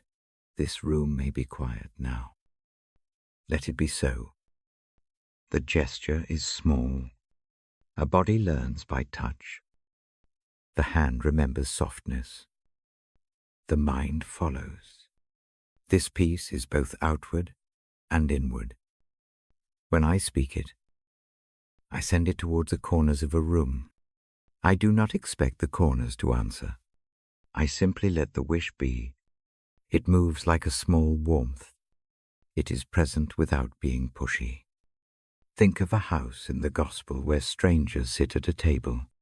The host, speaks the word of welcome, and the room eases. The invitation is not loud theology. It is a practical kindness. The table takes the place of loudness. People can rest. They breathe more easily. I hold that picture for you now. A seat, a bowl, a lamp. Peace settles where bread is shared. There are nights when the house that receives us is more than a building. It is a body. It is a heart. The boundary between rooms and souls is thin. When you enter another's space, the small offering of peace can land on both sides. A soft hand at the back of a chair, a lowered voice, a steadying presence. The action is small and careful. It asks nothing back. I walk you through a few simple ways to offer peace tonight. They are not commands.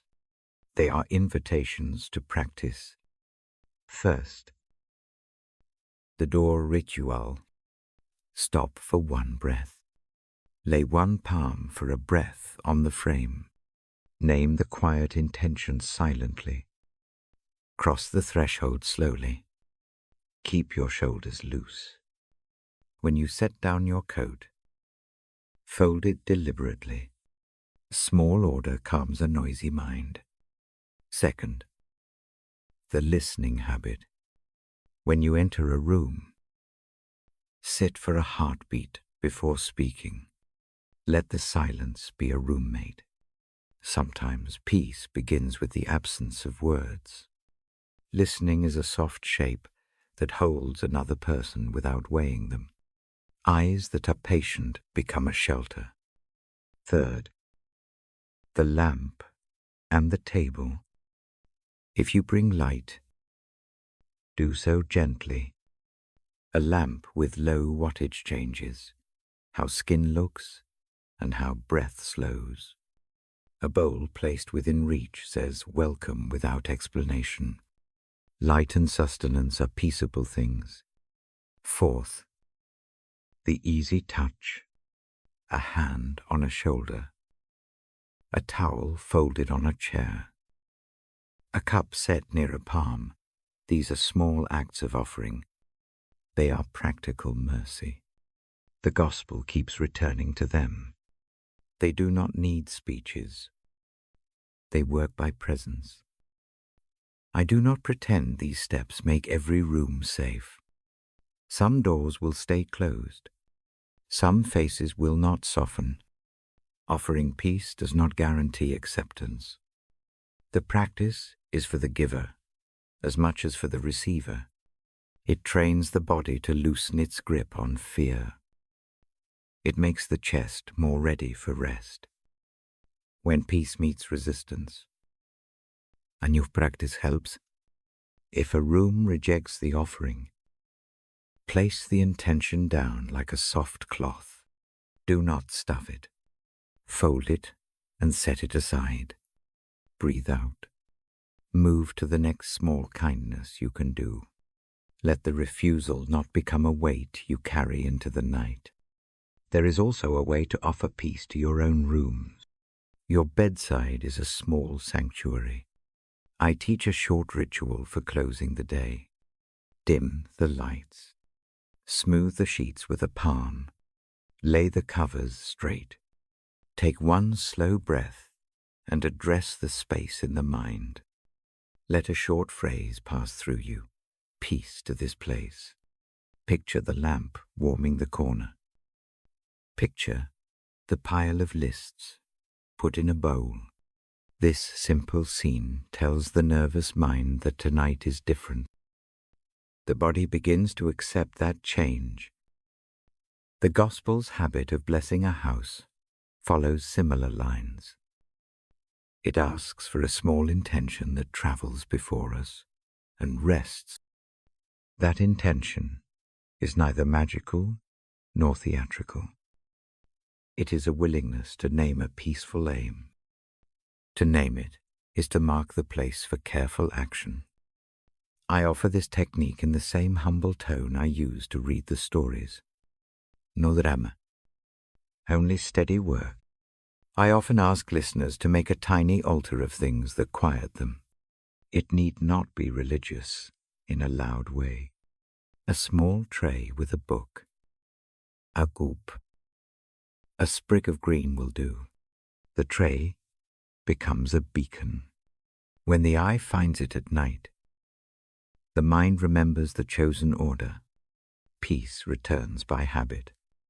Now, I fold inward and speak of offering peace to the parts that feel worn. People sometimes carry rooms inside them that are loud and crowded. Memories furnish those rooms. If you will, approach those inner rooms as you would a doorway in the city. Pause. Breathe. Place a hand over the chest. Offer the intention peace to this place. Imagine a thin light moving through the crowded shelves. It will not rearrange everything at once. It only reminds the resident that someone cares. There is a quiet courage in offering peace where one fear expects a fight. It is easier to hurl a sharp word than to hold a still one. But quiet words last longer in the night. They do not bounce. They settle. I encourage you, when the mind prepares its list of proofs, to practice saying peace instead. Let the mind hold that refrain for 3 slow breaths. The chest softens. The urge to argue fades. Hospital rooms are a special kind of doorway. Illness sharpens edges. To enter with a soft intention is an act of bravery. Sit with hands unclenched. Speak if the space invites speech. Sometimes the greatest gift is sitting in silence. The Gospel shows many such quiet ministrations. A person may have nothing but a still presence to offer. That presence shapes a kind of peace that medicine cannot measure. At times, peace arrives through practical tidying, clearing a chair, folding a blanket, pouring a cup of water. These acts say more than words. They tell a person that life will go on. They anchor the wandering mind. I suggest letting such tasks be your worship for a night. The work itself is a prayer disguised as kindness. If you are the one who prepares a room for another, do so with ease. Keep the light low. Lay a small towel where the hand might rest. Set a glass of water within reach. A simple act of preparation is a pathway for peace to walk into the room. It signals care without demanding performance. It helps to practice letting go of the need to fix everything before night comes. Some repairs wait for daylight and steady tools. Tonight, offer what steadies a seat, a lamp, a listening ear. Let the hands that are ready do small work. Trust that the rest of the building can wait until morning. There is a gentle courage in staying small. Smallness here is not weakness. It is the choice to act with soft patience. The Gospel loves smallness. A child sits on a lap. A lamp is set on a table. A bowl is passed around. The large lessons come through these small motions. They teach the body to rest. When anger sits near the door, do one thing before you step inside. Name the anger as you breathe. Do not plead with it. Acknowledge this is anger. Then breathe out and offer peace anyway. The presence of the anger does not make your offering hollow. It does not make the offering useless. It simply means you are brave enough to act even with the feeling present. If you find that your mind replays offenses when you enter a room, try another small practice. Imagine a small box on the bedside table. Place each replay inside the box, like a paper folded small. Close the lid. Turn the box face down. Tell yourself that the lid is not locked forever. It is only shut for tonight. This act of temporary setting aside is a form of offering peace. There is a dignity in allowing a room to be imperfect. The Gospel's houses are often humble. The bread is not fancy. The lamps sometimes smoke. Yet the presence of mercy makes them holy. Tonight, if the room you enter is messy, or the evening is thin on conveniences, offer peace regardless. The small intention sustains far more than perfect arrangement. Peace also travels by return. When someone thanks you for a quiet cup, notice the moment. Let gratitude move through you. Gratitude returns the offering and multiplies it. It makes the lamp burn longer. When you receive peace, hold it a little longer. Let it rest on the ribs like a warm hand. I remind you gently, do not expect every household to accept the peace you offer. Some doors will stay barred. Some faces will not look up.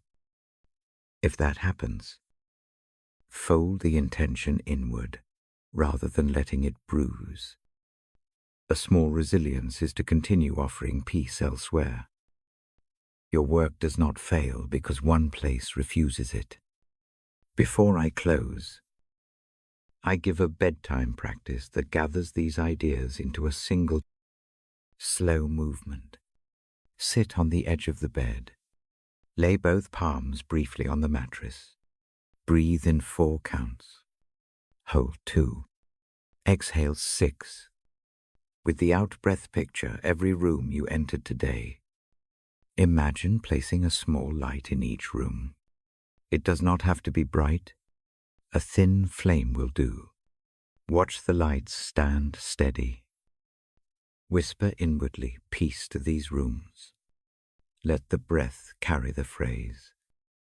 When the light behind the eyes softens, lay back and let the lamp remain by the bedside. Let the intention be a quiet companion. I keep my voice low as the night deepens. Peace is not a reward. It is a practice. It is a way of living that prepares the bed of the mind for rest. The Gospel's instruction about offering peace is not a heavy law. It is a kind apprenticeship in gentleness. The habit trains hands and heart to open the door with calm instead of a rush. When we meet again, I will take another quiet strand from Luke. I will bring it here between the lamp and the pillow. For now, lay down your lists. Let the house of your body accept a small light. Take one long breath. Offer peace to this place with the intention of a friend. Close your eyes with that offering on the tongue of thought. I stay here, reading slowly until the breath deepens and sleep arrives with a soft, steady step. I hold the thin page and let its words sit like a soft stone in my palm. I read slowly. A small scene comes into view. Birds move in low arcs above a field. They do not store food in granaries. They do not stitch coats for winter. Yet they are fed. The image is simple. It is easy to picture.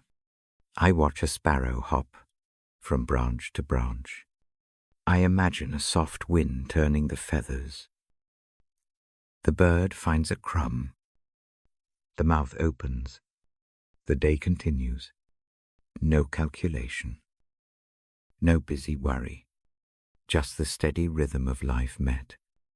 Luke gives such pictures like small gifts. A flower in the meadow opens. It does not weave a garment for itself. It does not fret about beauty. The sun falls. The color stays. The plant stands where it was placed and wears its own kind of grace. I do not make a sermon of such lines. I offer them as a balm. The thought is quiet. Care is often larger than my fears. The world contains a gentle governance that tends even the small lives. I bring this next image to the bedside. Imagine leaning from a window at dawn. Low birds cross the light. The air is cool. There is a sense that small things are being looked after. A calm presides like a thin blanket. This faithfulness is not a program to control every outcome. It is the assurance that care is present. It is a slow hand that smooths the furrows of worry. It is not proof against hardship, but it is a presence that will not abandon the small.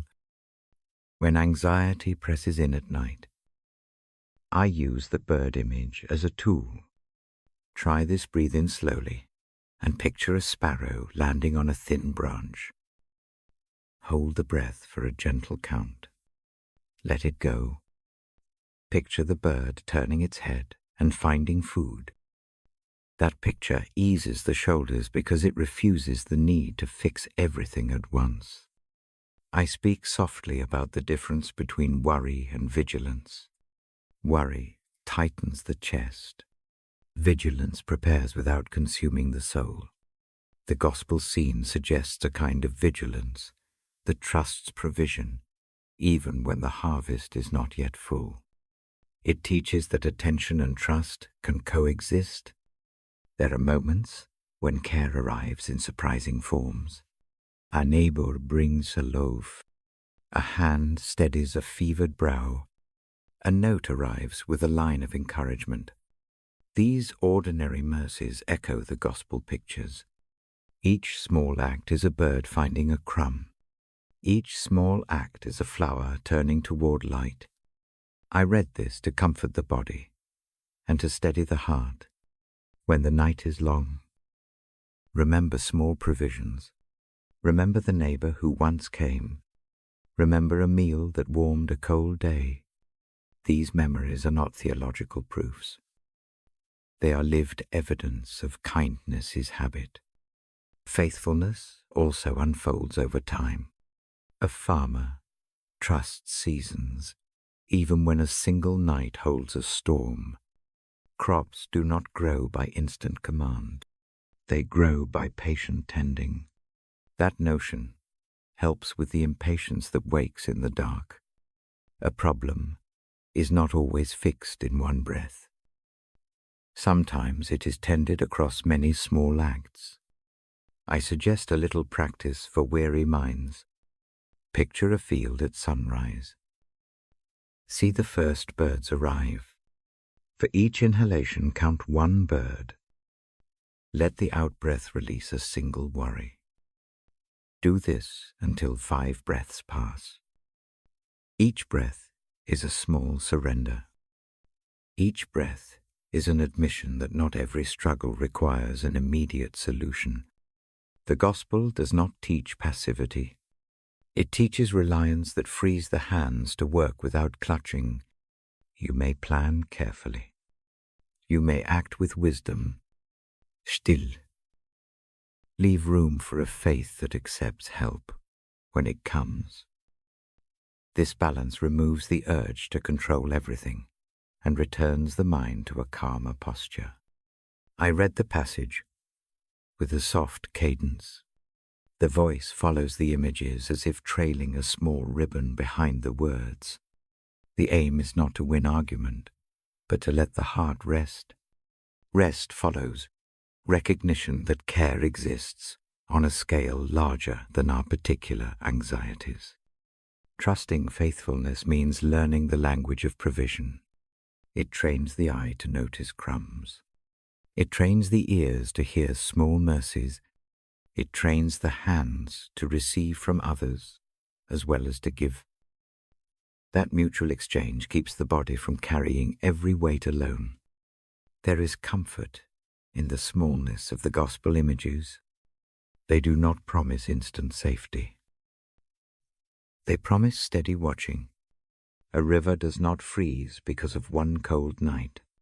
A tree does not drop its leaves because of one gust. There is a resilience built into the pattern of life. When fear returns, imagine the sparrow again. Picture it unruffled by distant storms. The bird keeps its head and finds the present bread.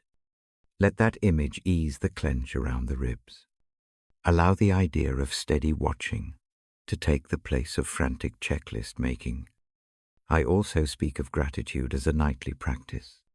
When the mind clings to lack, list 3 small provision moments from the day. A warm cup, a brief kind word, a hand that held the door. Say them quietly. The recall rewires attention toward evidence of care. Mercy then becomes visible in tiny details. Finally, I fold the thought into a short benediction for the night. Rest beneath a sky that watches. Let the memory of birds and flowers guide the breath. Trust that the world holds a care that will not overlook the small. Sleep. Then, without the need to repair every loose end tonight, I turn the page and let a new thread begin. The phrase in my mind is simple, a plan larger than my fear. The gospel offers images of a life that unfolds according to a hand that guides, not in a harsh, unbending way, rather like a river finding its course around stones. The flow is steady. It does not force the bank. It learns the contour and moves forward. Embracing such a plan is not surrender to fatalism. It is an openness to shape and to be shaped. A potter does not ignore the clay. The potter works it. The clay willingly becomes form through touch. That is a gentle picture of cooperation with a guiding hand. I listen to the sentence in my own chest. I do not have to know every step to walk forward. The gospel suggests trust in a direction more than a map of each mile. That trust is a practical habit. It asks for small acts of obedience like showing up at a table, bringing bread, mending a fence. It does not require heroic leaps at every turn. Tonight, I offer a slow practice. Picture a map folded into a pocket. Reach inside and pull it out. Do not spread it all at once. Smooth one corner with your thumb.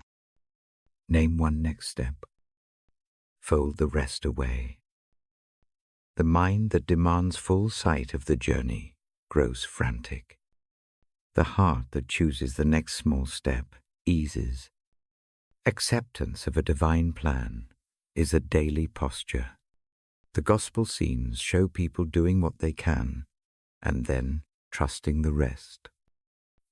A woman prepares a meal and leaves the table to be shared. A man ploughs his part and trusts the season. Each task is small. The trust that follows is large. I avoid heavy doctrine. Instead, I tell of gardeners. A gardener prunes with patient hands. The cuts are not cruel. They let the plant bear fruit. Embracing a plan sometimes means treasuring what is ready and trimming what hinders. There is a mercy in wise cutting. It spares a harsher breaking later. When worry about outcome rises, try a short exercise. Breathe in. Name the worry in one word. Breathe out. Imagine handing that one word to someone beyond yourself, like placing it on a windowsill. Do this 3 times. Each act of handing over is not abandonment of responsibility. It is a choice to cooperate. rather than to dominate. The gospel pictures often pair surrender with service. A person who yields control still bends to help a neighbor. Yielding inwardly frees the hands to act outwardly. This freedom makes room for compassion. The paradox is gentle. Letting go of rigid control increases effective care. I speak quietly about regret and planning, a life lived in constant mania for certainty misses the small rites of mercy. The gospel invites patient trust. One does reparation where possible. One seeks wisdom in choices. One does not carry the full weight of the future at bedtime. There is an ease in imagining life as a weaving. Threads cross and recross. The craftsman sees the pattern from above. The weaver below works each thread with care. Knot by knot. We are weavers with limited view. The plan, like the pattern, holds coherence beyond the span of one hand. This image comforts the anxious hour. I touch on freedom in this surrender. Choosing to embrace a plan is not giving up agency. It is choosing a posture of trust while acting with integrity. A person can say yes to a direction and still speak a hard truth. Freedom and submission live side by side in the gospel stories. A small practice helps at night. List 3 things done well today. They need not be large. A phone call. A meal shared. A task finished. Then name one area for tomorrow where a small step could matter. Fold both lists and place them on the bedside table. The act of naming both work and intention locks the hands in steadiness. The mind rests, knowing a next step exists. Even if its full path is unknown, I read the gospel as a companion to the small tasks.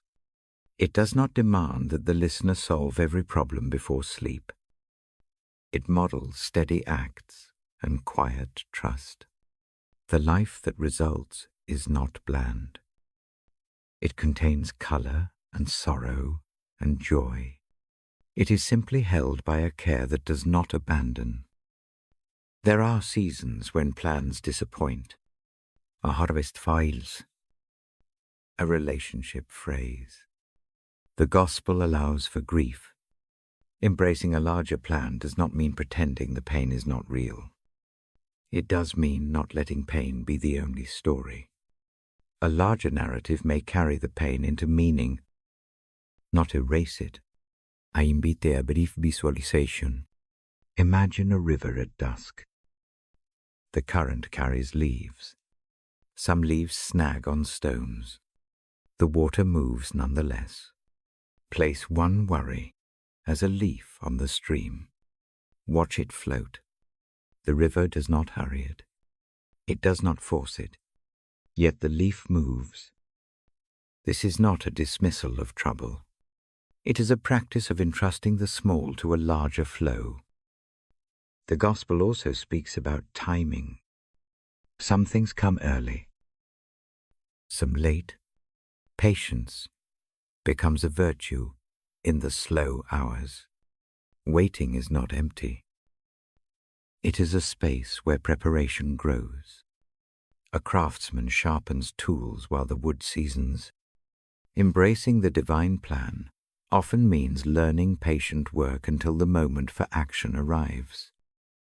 I keep my voice soft because quiet instruction settles the mind. Long sentences awake the ear. Short ones let the heart breathe. I do not lecture. I offer images that steady the breath and practices that tame the restless mind. There is a tenderness in allowing plans to unfold. A parent watches a child learn to walk. The parent does not make the child do it faster. The parent offers hands and encouragement. The Gospel's plan functions like that parenting. It is not about speeding growth. It is about faithful support. When expectations press too hard, try this night exercise. Close the eyes and place one hand on the belly. Breathe in slowly. Picture the next small step you can take tomorrow. Make it tiny. Maybe a phone call or a short walk. Hold that image and then imagine handing it over to a presence you trust. Let the hands unclench. Let the breath lengthen. I do not mean to remove responsibility. Responsibility remains. The Gospel asks for wise action, not passive hope. The plan embraces human effort. It honors the work of hands and the choice to love. The steady hand above does not substitute for the careful one below. I read of people who chose the path of service without knowing the destination. Their lives look small from a distance, yet they bear fruit. The Gospel admires such faithful walking. It holds their small steps like beads on a thread. Before I close this section, I suggest a final practice. Imagine a small box on the bedside. Inside place one plan you cannot finish tonight. Write it on a scrap of paper and fold it once. Put it in the box. Place the lid gently. Tell yourself, the plan will be there in the morning. Tonight, the box is a promise kept by your hands and by a kindness beyond you. Let that promise be enough. I lower the lamp a little. The page cools.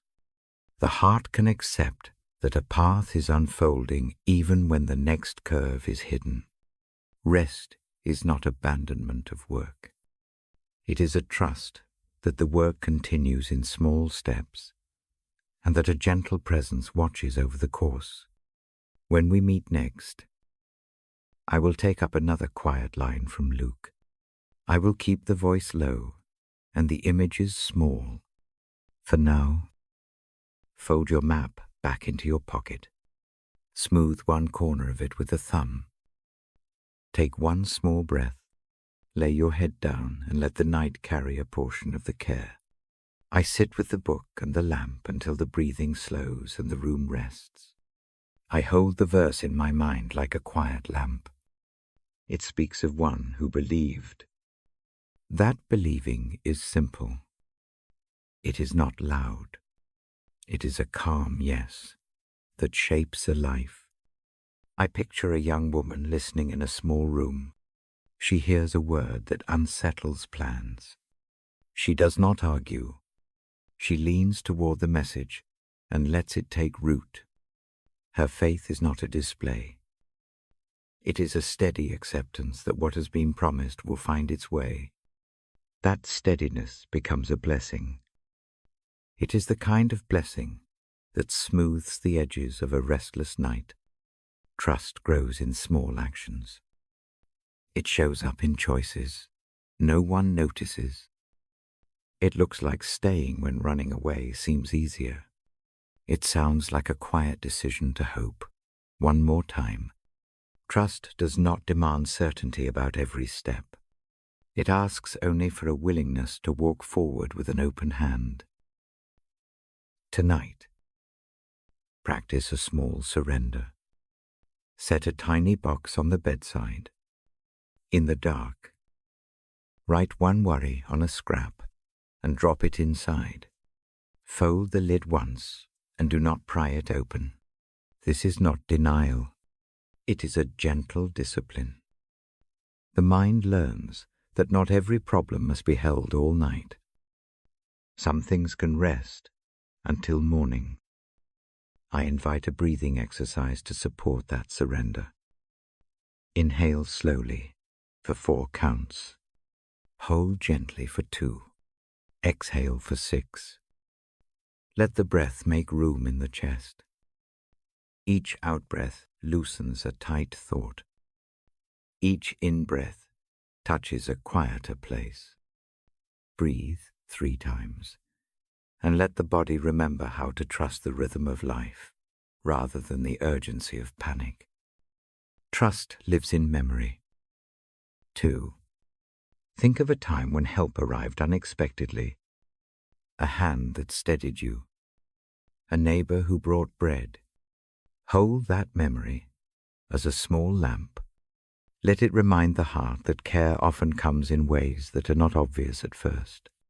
Let that image be a slow proof that a larger care watches the small things. Faith in a plan does not mean everything will follow a neat script. It means the story has a thread that runs through it. Picture a river with stones that make ripples. The current finds a course around each rock. The water keeps moving. The flow is not sudden. It is patient. The eyes do not see every bend from one place, but the river carries life downstream. That image is a comfort for the restless mind. It allows the day's loose ends to fold into a longer pattern. Act on the next small step. Not on the whole map. Open one envelope tomorrow. Make one short call. Water one small plant. These tiny acts become tokens of cooperation with the plan. They are not grand proofs of faith. They are practical ways to participate in a life that trusts. I speak now of promises that come to those who hear. A quiet word can settle like rain on parched soil. The promise does not always arrive with fireworks. Often it comes as steady provision. Bread appears. A bed is found. A friend listens. These returns are not theatrical. They are ordinary and reliable. They teach the heart to receive slowly, rather than demand at once. There will be nights when trust feels risky. The mind wants guarantees. The hands want control. The Gospel's example is not naive. It shows people who act, and then allow result to unfold. The point is not to be passive. The point is to choose helpful action, and then let the outcome rest in a wider care. Try another small practice. Imagine a sealed envelope labeled tomorrow. Place inside one worry that keeps returning. Slide the envelope into the drawer. Close it with a soft hand.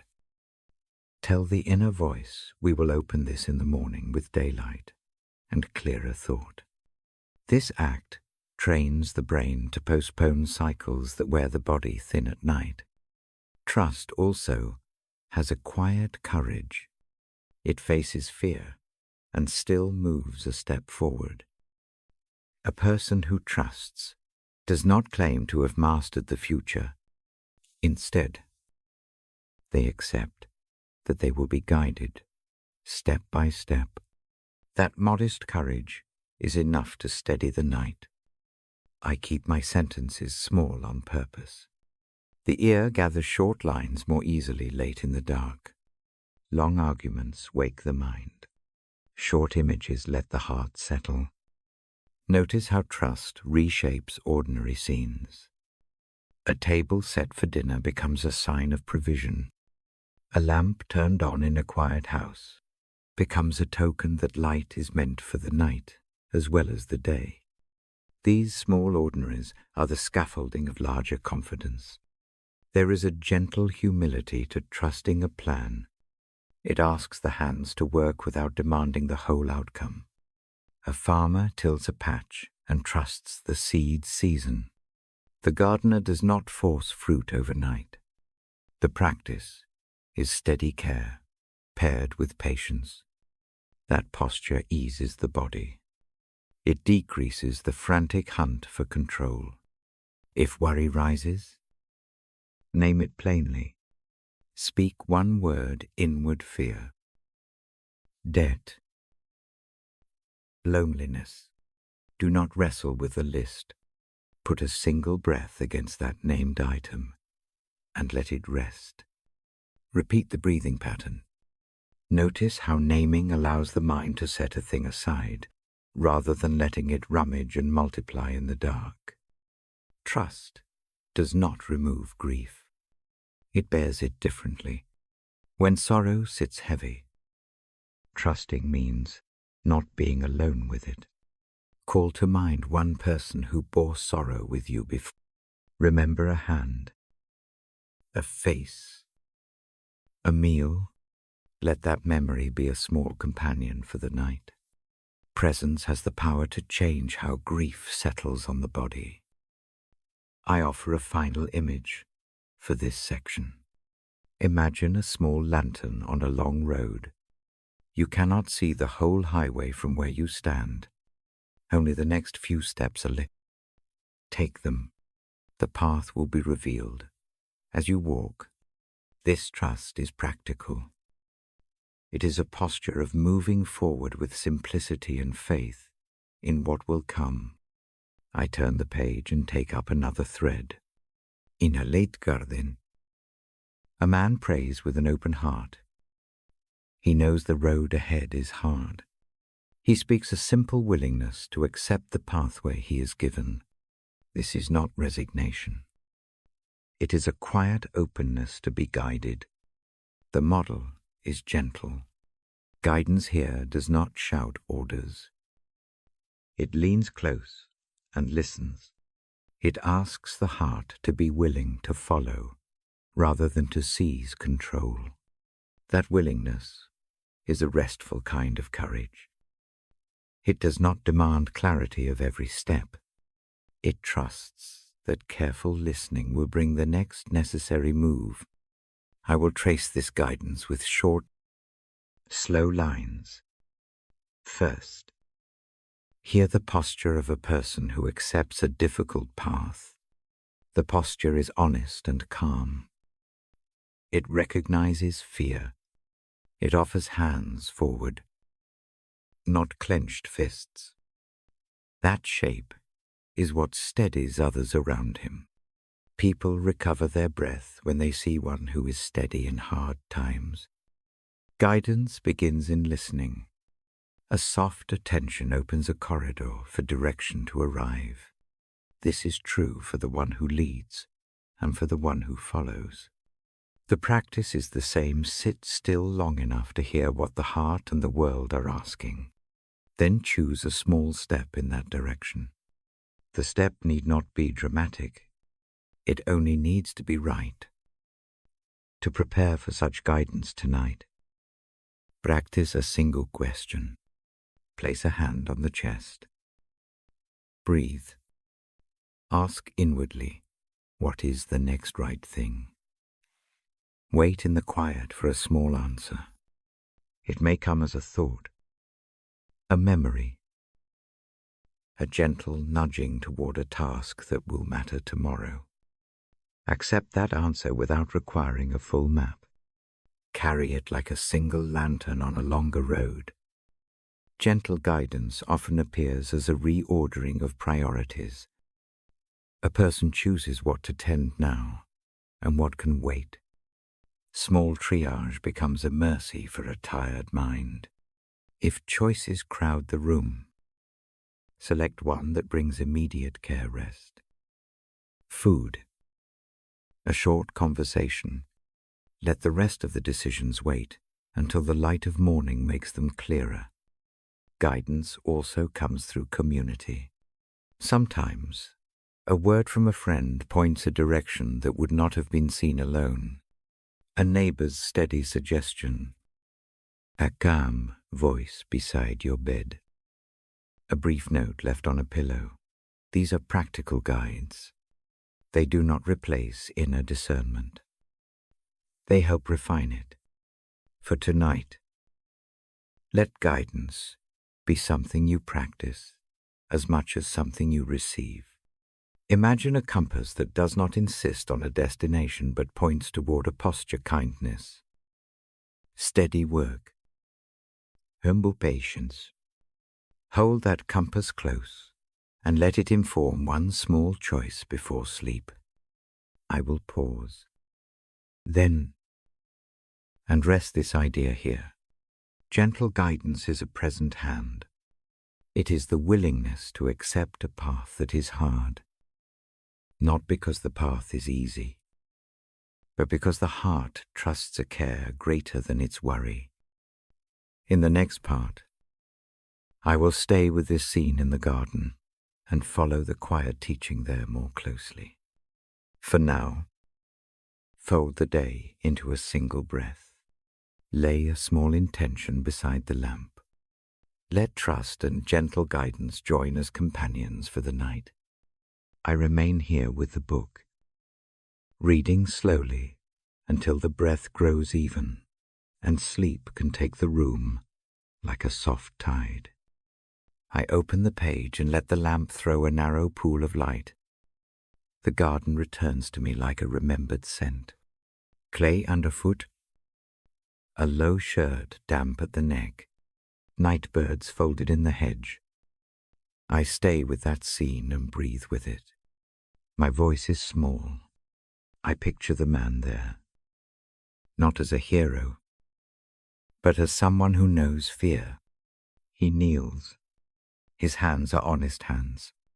He does not pretend to be less tired than he is. He offers a simple willingness. The posture is quiet, an inward breath that becomes a small surrender. I keep that image soft so it can rest against your chest. Guidance in the garden looks like listening first. The one who prays does not demand certainty. He leans toward what is hardest and says yes to the next step.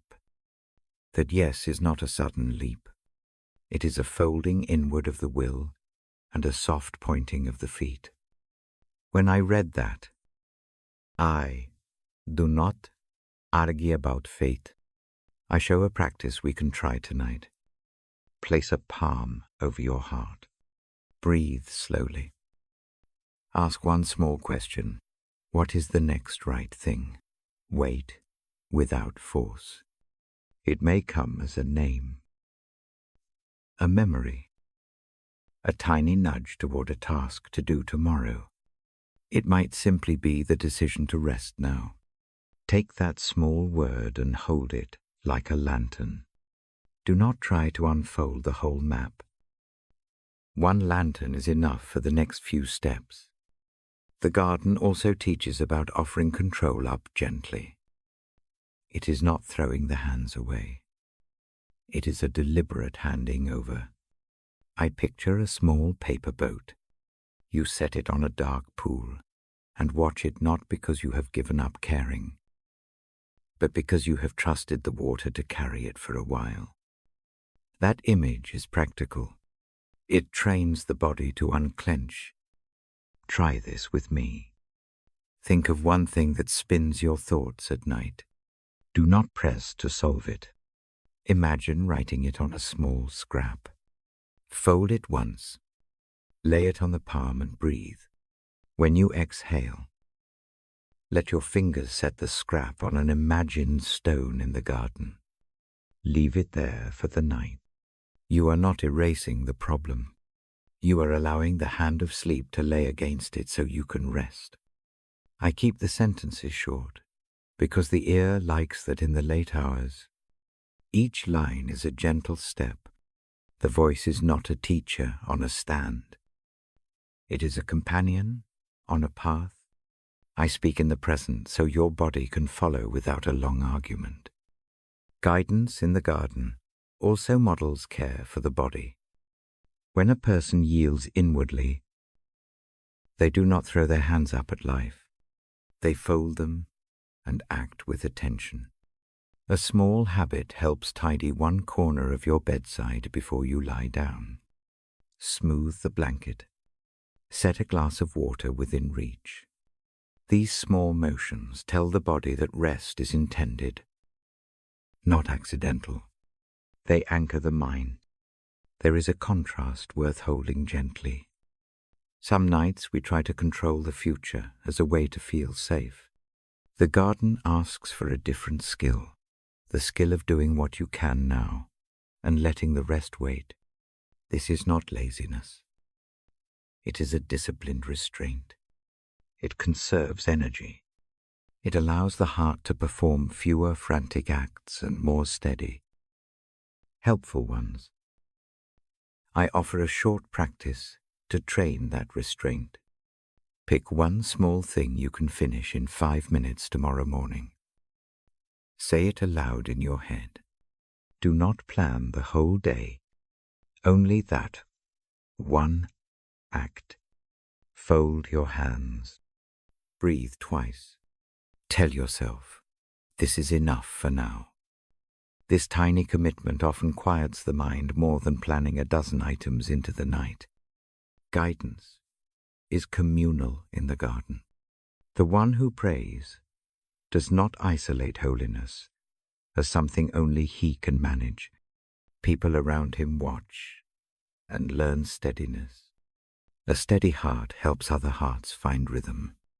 If you find rest difficult, try sharing one quiet sentence with another person tomorrow.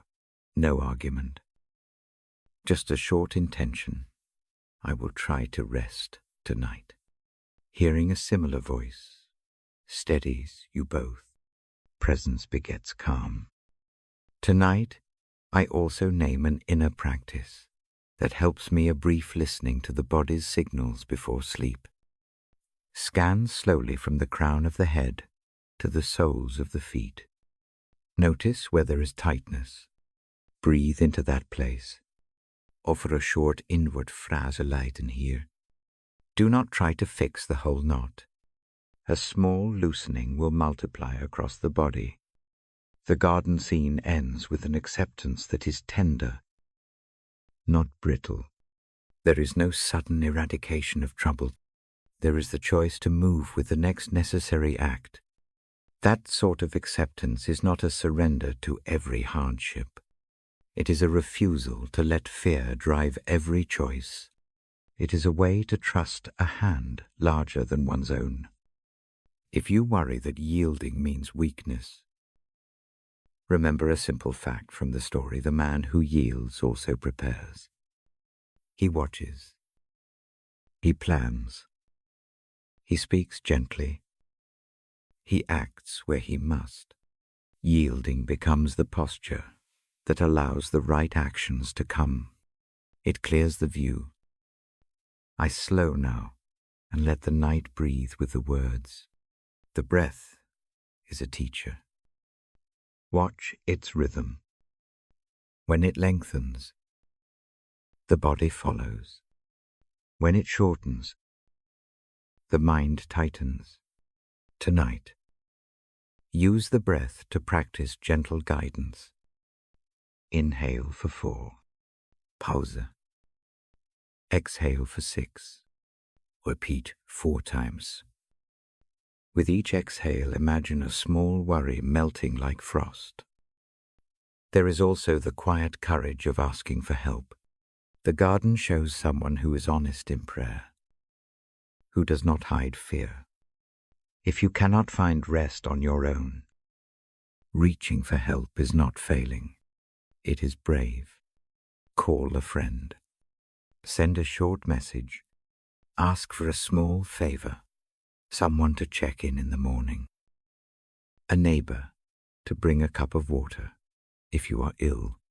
Asking trains the soul to rely on the weave of community, not only on self. I keep my voice low because the night rewards low sounds. High tones wake the mind. Gentle cadences allow the heart to fold. The guidance I read does not demand perfection. It asks for presence, for listening, for small acts done with care. Tidy the inner room. I say, place one shelf in order. Make a small list of kind deeds you have already done this week. They do not need to be large. A text sent. A door held. A hand reached out, these count. Keep those acts visible on the bedside table of the mind. They remind you that you belong to a pattern of goodness. Before I close this section, I bring the scene to a deliberate pause. The garden darkens further. A soft wind lifts leaves. The posture there remains willing. Listening. Ready. Do the same in your chest. Now, make a small promise to be willing. Then I invite a practice that leads us toward the next night's rest. Sit for a moment with your eyes closed. Picture a door in the garden. On the other side of the door lies the rest you need. Do not pry it open. Place your hand on the handle and breathe. Say nothing aloud. Give permission to the night to do its work. Withdraw your hand and step back. Leave the door waiting. This act trains the mind to hold hope without forcing it. I fold the book a hair and let the lamp lower. The garden lesson will rest with us. It teaches that guidance is found in listening, in small acts, in honest surrender. It asks for the courage to be gentle. Before I turn the page, I name the next small thing, inviting a steady presence to stay. A verse in Luke offers a scene where guests ask a presence to remain. Tonight, I will trace that invitation. I will read it slowly and invite the same peace into this room. For now, breathe once more. Slow and full, let the body feel the soft surety of a willing heart. Keep that stillness as the lamp leans toward sleep. I stay here and read until your breath grows even and the night becomes kindly. I sit with the book folded open on my lap. The light is small and steady. The room breathes in a slow tempo. I keep my voice low. Tonight I end with a blessing. I anchor it in a single image from Luke. Luke 1:8-1:6 is in my mind. It tells of little ones who were brought close. They are welcomed. That welcome becomes the last thing I read aloud before sleep. I do not read the verse word for word. I hold its meaning like a small lamp. The image of being drawn near rests easily in the chest. A child slips into a lap. A face is cupped. The welcome is immediate. There is no grading of merit. There is only the simple acceptance of a small body in an adult's arms. That acceptance is mercy shown plainly. I speak as one who reads at bedside. I have read many pages tonight. Each line has been a kind hand. Now I fold the story into a short benediction. The benediction will be practical. It will be a set of small invitations for the rest of the night. It will echo the quiet welcome of the gospel. It will not argue. It will only soothe. First, an image. Picture a short pair of feet at your threshold. They are not polished. They may be dusty. They are alive and small. Imagine those feet padding across the room and finding a place on your floor. Imagine a voice you already love saying, "Come here." The voice does not scold. It calls gently. Let that image hover near your pillow. Next, a practice to fold into sleep. Lay one hand on your heart. Place the other hand over it, if that helps. Close the eyes softly. Breathe with me. Inhale through the nose for 4 slow counts. Hold for 2. Exhale through the mouth for 6. As you breathe, imagine the welcome of the gospel pressing softly like a palm upon your shoulders. Do this 3 times. Let the breath carry the welcome inward. I name small truths that rest in Luke's image. Children are trusted. The lowly are noticed. The small gestures of care are not minor in God's sight. They are the very things that teach us how to belong. Keep those truths quiet now. Let them become a kind of inner glow when the mind wants to hustle toward tomorrow's tasks. The glow will remind it to pause.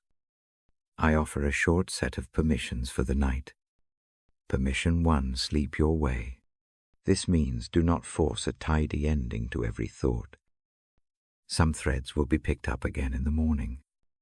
Permission 2, hold mercy for yourself. You need not untangle every regret before rest. Mercy has already come near enough to cover small failures. Permission 3, accept the small. A lamp, a bowl, a friend's hand. These are enough. The gospel shows that ordinary things make a real home for the heart. Now, I speak a benediction in a quiet, simpli cadenzi. Hear it as a tender word, not a heavy law.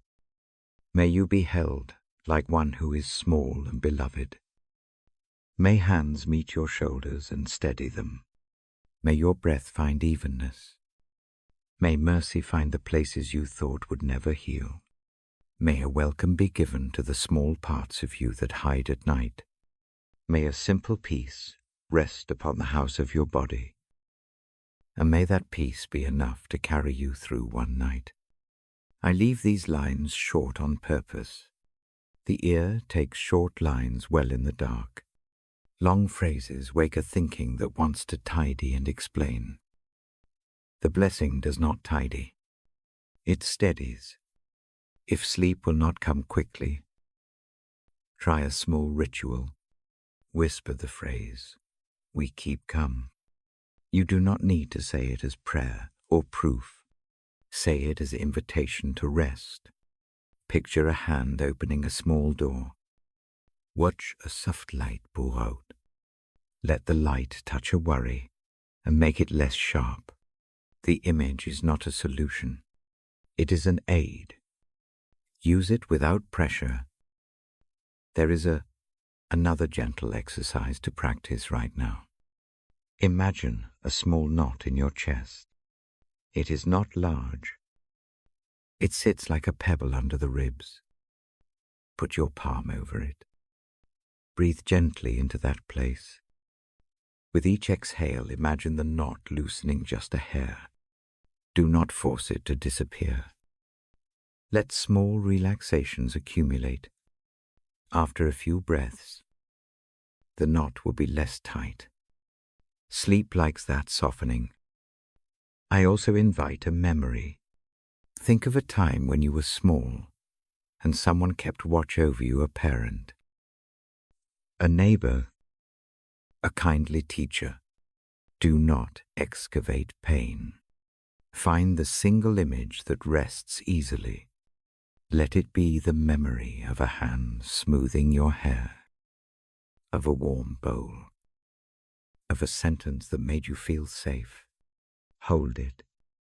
Let that memory be a fellow traveler to the gospel's welcome. Now, a short instruction about waking. When morning comes, you need not leap into performance. Let the first hour be gentle. Keep a cup near the hand. Stretch slowly. Speak a single grateful word. Gratitude in small doses helps the day feel anchored. The gospel's welcome carries forward into a day that can be lived in small steps rather than in frantic leaps. I stay mindful that mercy does not make us perfect. It is not a magic that removes consequence. It is the practice of being accepted enough to begin again. If a list of errors sits in the mind, pick one small correction that will matter tomorrow. Plan it simply. Fold it into the morning. Let the rest wait. This is not evasion. It is wise triage. For those who are alone tonight, I send an extra invitation. Imagine a small child approaching with a paper star. The star is not expensive. It is a simple thing, bright with color and clumsy glue. Let that star represent a small kindness you can give to yourself tomorrow. The act need not be large. Maybe a warm bread. Maybe a short walk. Maybe a call to one person who makes you feel less solitary. These small choices stitch a friend's hand into the day ahead. If worry about another person keeps you awake, imagine that person sitting across from you in a quiet room. You do not need to fix them. Say a single, simple blessing over them in your mind. Do it not to change them, but to loosen your own hold. Release is as much a gift to the giver as it is to the one who is released. I remind you gently that God's welcome in Luke flows toward the small and the tired. It is not a demand for perfection. It is a call to rest. That call can be accepted now. It can be received simply as permission to stop fighting the night. Before I close the book, I lead one final moment. Place your hands in your lap. Think of one small thing you would like to receive tomorrow. It can be practical. It can be tender. It can be brief. Picture the thing arriving as gently as a bird landing on a windowsill. Do not outline all the ways it must happen. Let the single image be enough. Keep it for one breath. Then let the thought go like a leaf released to the current. I lay the book down slowly. The pages make the soft rustling of paper. The lamp's pool of light shrinks as I dim it a little more. The room deepens. The last thing I do is offer another short phrase. It is not a chant. It is a benediction meant to rest on the ribs like a hand. May the welcome that was given to the small be given to you now. May you find an easy place to lie. May sleep come as a friend. May your dreams be kinder than your fears. May you wake with enough courage to do the next small thing. I remain near the bedside until breath steadies and lids grow heavy. I will not hurry away. The presence I read of in Luke is a neighbor who stays. I stay in that manner. If you need one more slow line, I will offer it. If the eyes close quickly, I will leave the book open on my lap and watch the lamp's small circle until the room is wholly quiet. When the night deepens into true sleep, I will close the cover and set the book next to the lamp. The lamp will be lowered, not blown out. A soft glow will keep watch until the house is sure of rest. I do this because mercy does not vanish when the story ends. Mercy stands beside the sleeper, like a sentry with a warm cup. So I close with a final small instruction. Carry this image into your sleep. You are called near. You are invited to rest like a child, learning the rhythm of a lullaby. Let the invitation fall through your mind as a soft word. Then let go. The night is wide and kind enough to hold you. I close the book now. My hand lingers on the cover for a small moment. The benediction sits between us like a quiet promise. Good night. I remain here in the lamp's dim circle until the breath deepens and the dark becomes tender. The lamp sits low beside me. Its circle of light shrinks slowly. I keep my hand near the cover of the Gospel. I do not rush to close it. The room carries a hush that feels like soft cloth. Tonight I watch the slow rise and fall of breath. Each breath is a small drum. Each drum counts the night. I listen for the places in the chest that still tighten.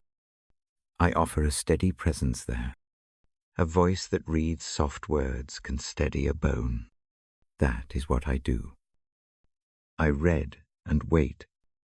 You have walked these pages with me for many nights. We have moved through roads and tables, through lamplight and simple hands. We have kept to the small images that warm the heart. Now we hold the final strand. The strand is neither a lesson nor a verdict. It is an invitation. It asks for rest. I speak in the present. The present is where breath meets ease. Let us breathe together. Inhale slowly. Hold a moment. Release, like a leaf letting go. Each breath is a small offering. Each offering softens the neck and shoulders. The body remembers how to yield. Tonight, I fold all the scenes into one quiet picture. Imagine a room that opens onto a gentle field. The grass moves in a hush. A single lamp burns near the window. On the table a loaf rests. A small bowl is half full of warm broth. A chair is pulled close. Nothing demands an answer. The doorway stands open. That room holds mercy. Mercy in these pages arrives by doing. It arrives when hands reach across. It arrives when a table is set. It arrives in the choice to stay. It is practical. It is ordinary. The gospel teaches mercy as habit. The habit is what I want you to carry into sleep. Think of one small act you can do tomorrow. That will be a mercy. Not a grand plan. A tiny, certain thing. A short message to a friend. Coffee set out in the morning. A bowl placed where a lonely person might pass. Keep that small act as a lantern for the day ahead. Let it live quietly in the mind now. So worry has less room. If doubt returns, greet it like a child at the door. Do not let it run the house. Close your hands gently over the worry and set it in a bowl by the bedside. Tell it you will look at it tomorrow. For tonight, the house will keep quiet. Practice this act once. It is enough practice for the night. The gospel often shows a posture before action. People listen first. They lean in. They wait. This listening trains the body to be still. Stillness is a skill. It lets the eyes rest and the mind unspool. Tonight I ask only that you practice stillness for a few long breaths. No more than that. Forgiveness fits into the night as well. It need not be dramatic. It may be as quiet as setting a plate on the table and letting it wait. You do not have to write the whole story of repair tonight. You may choose the small act of letting an offense rest in a box by the door. Put your breath into the closing of the lid and call it enough for now. If pain wakes you, name it softly. Give it one word. Let the word sit on your tongue. Do not build an argument with it. The effort of naming is already a kind of truth. Naming makes a thing manageable. Once named, the pain becomes part of the furniture rather than the storm. I keep my sentences short on purpose. Short lines let the ear gather without stirring argument. Long thoughts tend to wake the mind. Short ones say the necessary things and then allow the heart to move on. Trust is not the absence of fear. It is a way of carrying fear. Imagine a small pack at your feet.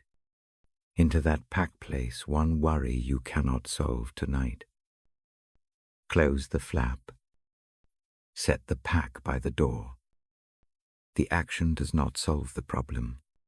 It only moves the load from the shoulders to a place where you can look at it with daylight. That alone lightens the gate. Presence matters. A quiet hand on a shoulder will calm a fever more than many words. Remember one presence from your life, that kept watch without fuss. Bring that memory forward. Let it fill the space beside the bed. Presence settles the pulse. If sleep will not come, try a simple motion. Raise one foot and set it down again. Switch. Small physical acts anchor the body in the room. They remind muscles that work and rest are not enemies. The body learns by doing itself small favors. For those who watch loved ones, remember the measure of mercy you can give. It may be a steady breath beside a sleeping face. It may be a pillow smoothed, a blanket tucked. Those practical attentions are prayers that do not need words. We have spoken in prior nights of storms and boats, of returned sons, of hosts who fill tables. Tonight let the images rest as a gentle armful. Do not pull them apart. Let them sit together in the imagination like cut flowers in a jar. Their scent will calm anxieties that crowd the mind. There is a tenderness in not having all the answers. The gospel shows people who act with limited knowledge. They give what they can. They love in the small measure available. That humility is a quiet resource at bedtime. You need not carry the atlas of the world. Carry a single map for the next step. If grief sits heavy, breathe slow and find one small detail to hold. A hand that once warmed yours, the sound of a laugh, a place at a table. These details will carry the weight in manageable pieces. Do not attempt to lift the whole mountain tonight. Take one pebble at a time. For the restless mind that lists and folds and relists, try a single act of ritual. Fold one paper quietly. On it write only one line. I will look at this tomorrow. Fold it again. Put it in a drawer. The drawer is not a prison. It is a place of temporary storage. The act trains the mind to postpone cycles that wear thin the night. Love often looks small. A neighbor's hand on a day when everything is frayed. A child's trust. A willingness to share bread. These are the large things in the gospel's eyes. Keep them in memory. They will do more to steady than any grand conclusion. I sometimes stay awake a little after the eyes close. I sit with the book and with the room. I let the last imagery fold into a hush. Watching is a ministry. It says you are not alone. It tells the sleeping that someone remains attentive. That attentiveness is itself a bridge between day and dream. If dreams come rough, decide on a phrase to hold through the night. Make it short. Make it gentle. Perhaps a word like rest, or peace, or enough. Repeat it with the rhythm of sleep. Do not wrestle the dream. Offer the phrase like a small light. It will not banish the night, but it will make a corner of it safer. There is a practice of gratitude that is tiny and steady. Name 3 small things from the day that were mercies, not big strokes. A good cup of tea, a kind look, a moment when a plan worked. Hold them briefly. Let gratitude soften the edges of regret. I speak softly of endings. Endings do not always mean finality. Many things close, only to open in a new form. The night itself is an ending of sorts. It is also a part of the cycle. Let endings be tendered rather than finished violently. A short farewell to the day will help the body to lie down. If loneliness arrives, imagine a circle of light that widens slowly. Into that circle place the faces of 3 people who have shown you kindness. Do not call them up in full story. Just allow the image of their presence. Let the circle grow warm. The mind will stop arguing and begin to soften. When morning comes, some repairs will still be needed. That is as it should be. Sleep does not solve all things. It equips the hands for work. It repairs muscles, mends nerves, clears the view. Give the body the rest it asks. Let work wait until the light is clear. Before I finally close the book, I want to give one more small practice to carry into the dark. Place your hand over your heart. Another hand may rest upon it. If possible, count 3 slow breaths. With each exhale, release a small regret. Imagine each regret falling like a leaf into a slow river. Watch it drift away. You do not have to chase it. Let the river carry it for a while. I close the cover now with care. The sound is slight. It is the last small gesture of the night. The lamp does not go out. It sinks lower and spreads less light. The room keeps a warm circle. I remain until your breath steadies. My presence is not needed if you sleep. It is a courtesy. I prefer to watch until the lids grow heavy. The gospel has taught me to sit with the low and the tired. I do so now. When the breath deepens, I lay the book down gently on the nightstand. The page edges catch the lamp's last glow. I do not overdo ceremony. The motion is small and steady. Finally, a short blessing, offered as a hush rather than a proclamation. May gentleness find you. May mercy meet the places you thought were lost. May the small acts of this life keep watch over your nights. May you wake with courage enough for the next small step. I stand then. With quiet hands, the lamp dims, the room sleeps. I walk away softly, leaving a small pool of light where a book rests. The light will wait. So will I. In a manner of speaking, by the thought that you are cared for. Good night. I remain in the quiet until the house is wholly still. Then I close the door with the softest motion I have. The night keeps its own vigil now. The stories rest, and mercy keeps watch.